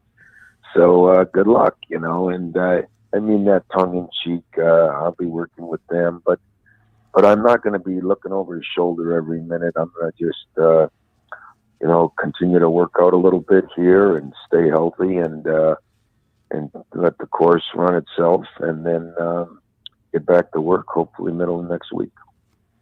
Yesterday, Coach, you made mention of the fact that good teams very rarely get to be where they want to be minus adversity. And Lord knows your program has seen their share, Cassius last year losing his brother and whatnot. And more times than not in situations like this, true leaders are born. So hopefully after your 10 days, you go back and this team is ready to go. I really do agree with what you're saying. Adversity sometimes brings out the best in you. And I'm anxious to see how my staff handles it. I'm anxious to see how my team handles it. I said, I told my team last night in a Zoom call with them that, my captain's got to step up. My upperclassmen have to step up. And this is a player-coach team. It's always better than a coach-coach team. I believe that my whole life. So hopefully these guys will rally around and hold each other accountable. And if that happens, we can grow from that. Who knows? Maybe we can take another step forward in what could be an interesting year. Because, guys, there's going to be some adversity all year long. I don't care which team it is. I know Greg Campy's been out. I got a nice text from Juwan Howard and the other coaches in the state. And I think, all I can say is every team is going to go through something. And he who handles adversity the best is usually going to be the most successful.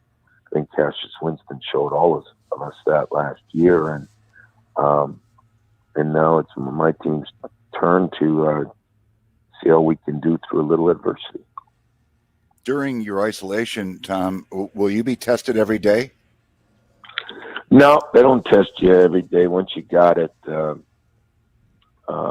not like you're in and out. I mean, hopefully the symptoms don't get worse, and sometimes that happens. But so far I've been, other than a little tired, a little cough, I've been pretty good. So I got a text from Greg Camp. He said he lost a little bit of taste, and that bothered him.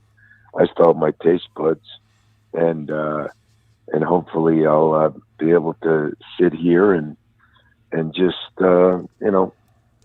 relax a little bit and watch a lot of film. I think the advantage of technology, I learned how to Zoom, and now my video guy can send me everything here, so it'll all be good. Well, we appreciate your time, Coach. All the best, certainly. We're with you. Our thoughts are with you and the family, and looking forward to seeing you in great shape in the not-too-distant future. Meanwhile, get some rest, and all is well. Well, like Kevin said, you guys stay healthy, too. It's invisible disease, or virus. So let's hope that our own state here with the Pfizer, let's hope that is getting closer and closer. And I want everybody out there, stay safe and mask up, as I say. Absolutely. Don't push it, Coach. Get better. You guys. Bye-bye. See you. All right, Steve. Thanks. Appreciate it. We are going to take a quick break and check on traffic with Dana Clark. This report is sponsored by the Exergen Temporal Scanner. Don't take chances with COVID-19 and your family's health. Use the Exergen Temporal Scanner to check temperatures before dinner and before you leave home. It takes an accurate reading in seconds and is the #1 thermometer recommended by hospitals, doctors, and nurses. Stay safe with Exergen. Traffic First also sponsored by Reamer Floors. The latest in waterproof flooring technology is on sale now at Reamer Floors. Save 30% on Empower by Armstrong Flooring, featuring a reinforced mineral core and superior scratch resistance. Visit reamerfloors.com to schedule your shop at home or in-store appointment. Earlier accident in St. Clair Shores, 94 westbound ramp to 696 westbound. That collision is clear. 75 northbound after Allen Road accident blocks at left shoulder. Now, WJR Weather First from the Weather Channel, sponsored by Ryba's Fudge Shop. Make Ryba's your one-stop shop for all your business and corporate gifts. Appreciate, thank, and impress your clients, employees, colleagues, vendors, and loved ones with a gift box of creamy, delicious Mackinac Island fudge. Visit ryba.com to complete your shopping today. Clouds coming in, mixing with sunshine for the morning. Very warm and record warmth easy this afternoon. 77 destroys the old record of 68 Steadier rain comes in tonight, maybe a thunderstorm, 48 with a gusty southwest breeze at times. Partly cloudy, much colder tomorrow, but where we should be, high 52. From a Weather Channel, meteorologist Ray Stajic on News Talk 760 WJR. At Beaumont, we're always ready for change. So when our community needs us, we create change to serve you even better. One person on the front line of that change is Lisa Muma, nurse navigator. For pediatric patients, our extra masks, gloves, and goggles can be a bit scary. So our pediatric nurses and child life specialists take the time to ensure our patients feel safe and cared for. At Beaumont, we know change is constant, but the only thing that won't change is our commitment to you. Hey, Sean the Legion here for Wigley's famous Eastern Market corned beef. Living in Metro Detroit my whole life, I've been a fan of Wigley's for years. From the old world flavor found in the time-honored family recipe to the consistent quality, Wigley's has been an Eastern Market staple since 1924. Now, it's the best time of the year to enjoy Wigley's corned beef. Whether gathering with friends to root on the green and white or maize and blue, tailgating at home for our Detroit Lions, or celebrating with loved ones during the upcoming holiday season. I invite you to head on down to beautiful Eastern Market and pick up some Wigley's today. Wigley's is cooked to perfection every time. Or if you're really daring and you're the master of your own pit, you can even smoke Wigley's corned beef at home like I do. For more information and market hours, call 888-WIGGLEYS or go to Wiggleys.com. That's Wiggleys.com. Hi, folks. Craig Hubble, General Manager at Crestview Cadillac in Rochester. This is the month I want you to be driving a new Crestview Cadillac. You know, your safety is our top priority here, and I have a ton of 2020 and 2021 Cadillacs in stock ready to deliver to you tonight, fully sanitized. These are the best prices of the year, and we're experts at employee pricing. We pull ahead Cadillac leases every day, and you'll always get a Cadillac loaner here. Call us now, see us on Rochester Road or at CrestviewCadillac.com.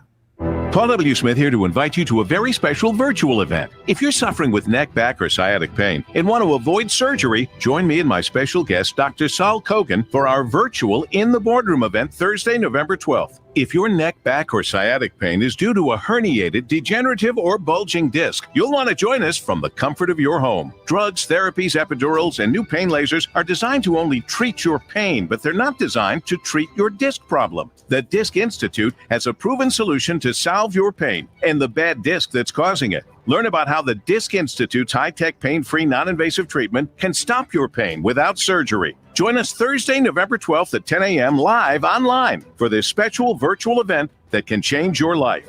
The event is complimentary but limited, so everyone can have time to ask questions. To pre-register and pre-qualify, call 586-416-3472. That's 586-416-DISC. 586-416-DISC. Now back to more Paul W. Smith on WJR. Once again substituting, here's Kevin Dietz. Well, it was good to hear Coach Tom Izzo say that he's feeling pretty well. I think it was important to hear that he said he's done everything he can think of to stay safe, that he's worn his mask as often as possible and that he's social distanced as much as possible. And yet he's tried to live his life and coach his team and do the things he needs to be. But this invisible virus, COVID, was still able to catch him. And he tested positive, and now he's in his basement for the next several days, resting up. And COVID is obviously on the rise, and there's a lot going on with it. Joining us now on the show is Chris Renwick. I'm sorry. How you doing, Chris? Hey, what's up, Kev? How are you? I'm doing good. I haven't talked to you in a little while. How are things? It's been we had an election. I don't know if you're aware, but we did the the weather's been nice. So the weather's been nice. So I've been out bike riding. Great. I didn't know. Was there an election? There was an election, yeah, and it got a little heated, surprisingly. But no, look, I mean, there's a lot going on, and weather aside, we got a lot to talk about today. And you just spoke with Izzo, which was a great interview. Look, I've done everything I could, and you still come up with this thing. And look, the cases are on the rise in Michigan. It seems like every day we're breaking a record. And we're going to kick off the show this morning with Dr. Matthew Sims out at Beaumont, because Beaumont now has has reestablished that visitor policy to kind of keep as many people out of the hospital as possible. But also, we got great news yesterday that the Pfizer vaccine looks to be incredibly promising and incredibly effective at a 90% clip. And then we got word later on in the day that the FDA also improved emergency use of the Eli Lilly antibody therapy. So on the COVID front, we've got a couple of good news hopefully coming down the pike. Yeah, you can sort of light at the end of the tunnel for sure that all this positive news is coming up, but it also has this sort of 3 month of dark gloom that's in front of us because the numbers are high and there's talk of a national mask mandate, possible a national lockdown. It would not be surprising at all to see Governor Gretchen Whitmer start to back down these openings and maybe close down some more things. It could be a reality. These numbers are not looking good, and the Pfizer news is great, but they're talking about in the spring, and I think the doctor will tell you there's a lot to find out. And when you talk about Beaumont, restricting one visitor to come in and visit loved ones, that's a sign that there's some concern. And you probably also read that they're thinking about reopening field hospitals here in Detroit and Novi as well. Another indication. I've talked to a few hospital people, and they say things are filling up. They are increasing. There is concern there. So it's sort of this mixed, message of hope and joy of getting on the other side of COVID-19 finally, but also this big hurdle right in front of us. Well, and we had seen, obviously, the numbers had dipped, and even when the numbers were starting to go up in terms of confirmed positive cases, they were in a situation where hospitalization was still low. Right. And now what we're seeing is that number in terms of positive cases continuing to rise, at least here in Michigan and around the country, but specifically here in Michigan. And then on top of it, now hospitalizations are starting to go up. So that's where, when this thing started, it was the goalpost was before it was moved was let's keep this thing under control. Let's get the PPE we need, and let's not overwhelm our hospital system. And I think the benefit that we have now and our hospital systems have now is that they've spent since that first wave gathering the necessary PPE. So it sounds like everybody's good there. And then it just becomes a matter of making sure that we're able to treat people in a proper fashion, but in a timely fashion to keep the stress off of our healthcare system. So, we'll see how it goes. And then on top of that, we've got Andrew Cuomo yesterday talking about the good and bad news of the Pfizer announcement. The good news was that, this thing is coming and we'll probably have, over 1 million doses of this by the end of the year.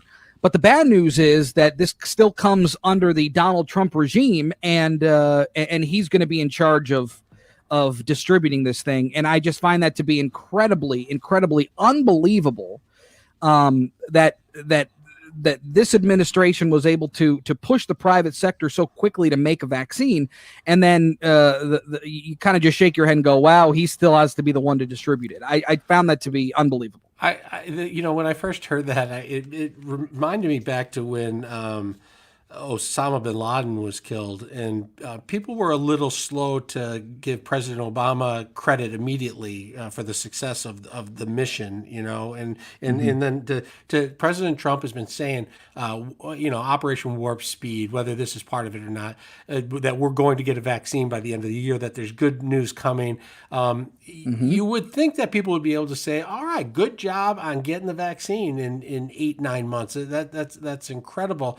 But we're not at a place, we're not even close to a place where people are ready to give people credit for things they do well. It's just no matter what, everybody's got to slap each other around. And that's pretty troubling to see continuing and happening. And I'm guessing we're going to see more of that for a while. Yeah. Well, Kev, if you got a family member who's got this thing and you have the ability to get a vaccine, I don't care who hands it out, who made it, who did what. It's a good thing. All right.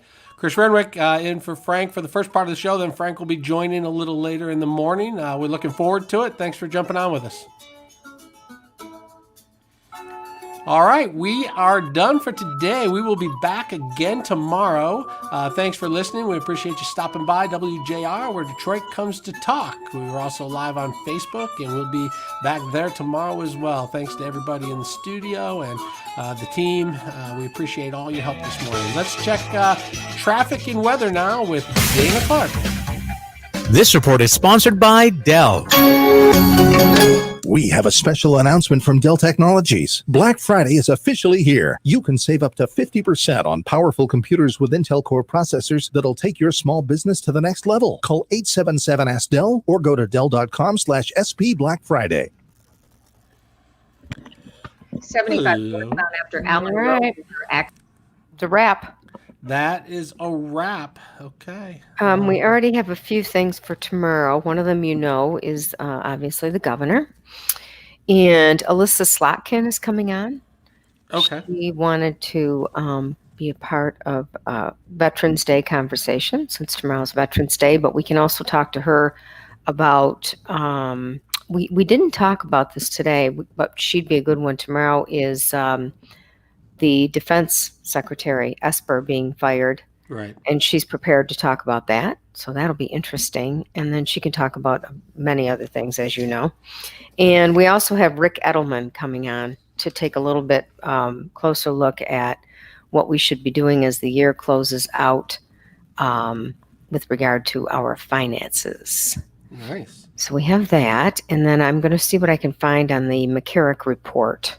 Did you ever hear back from Ford on their announcement? I was kind of excited for them to share that. I didn't know if they wanted to try and come back or if they just lost. It was lost in the shuffle. But I'll see if they want to do something. I know yesterday we didn't have time to fit them in. Yeah, no. I think he might have overslept. Yeah.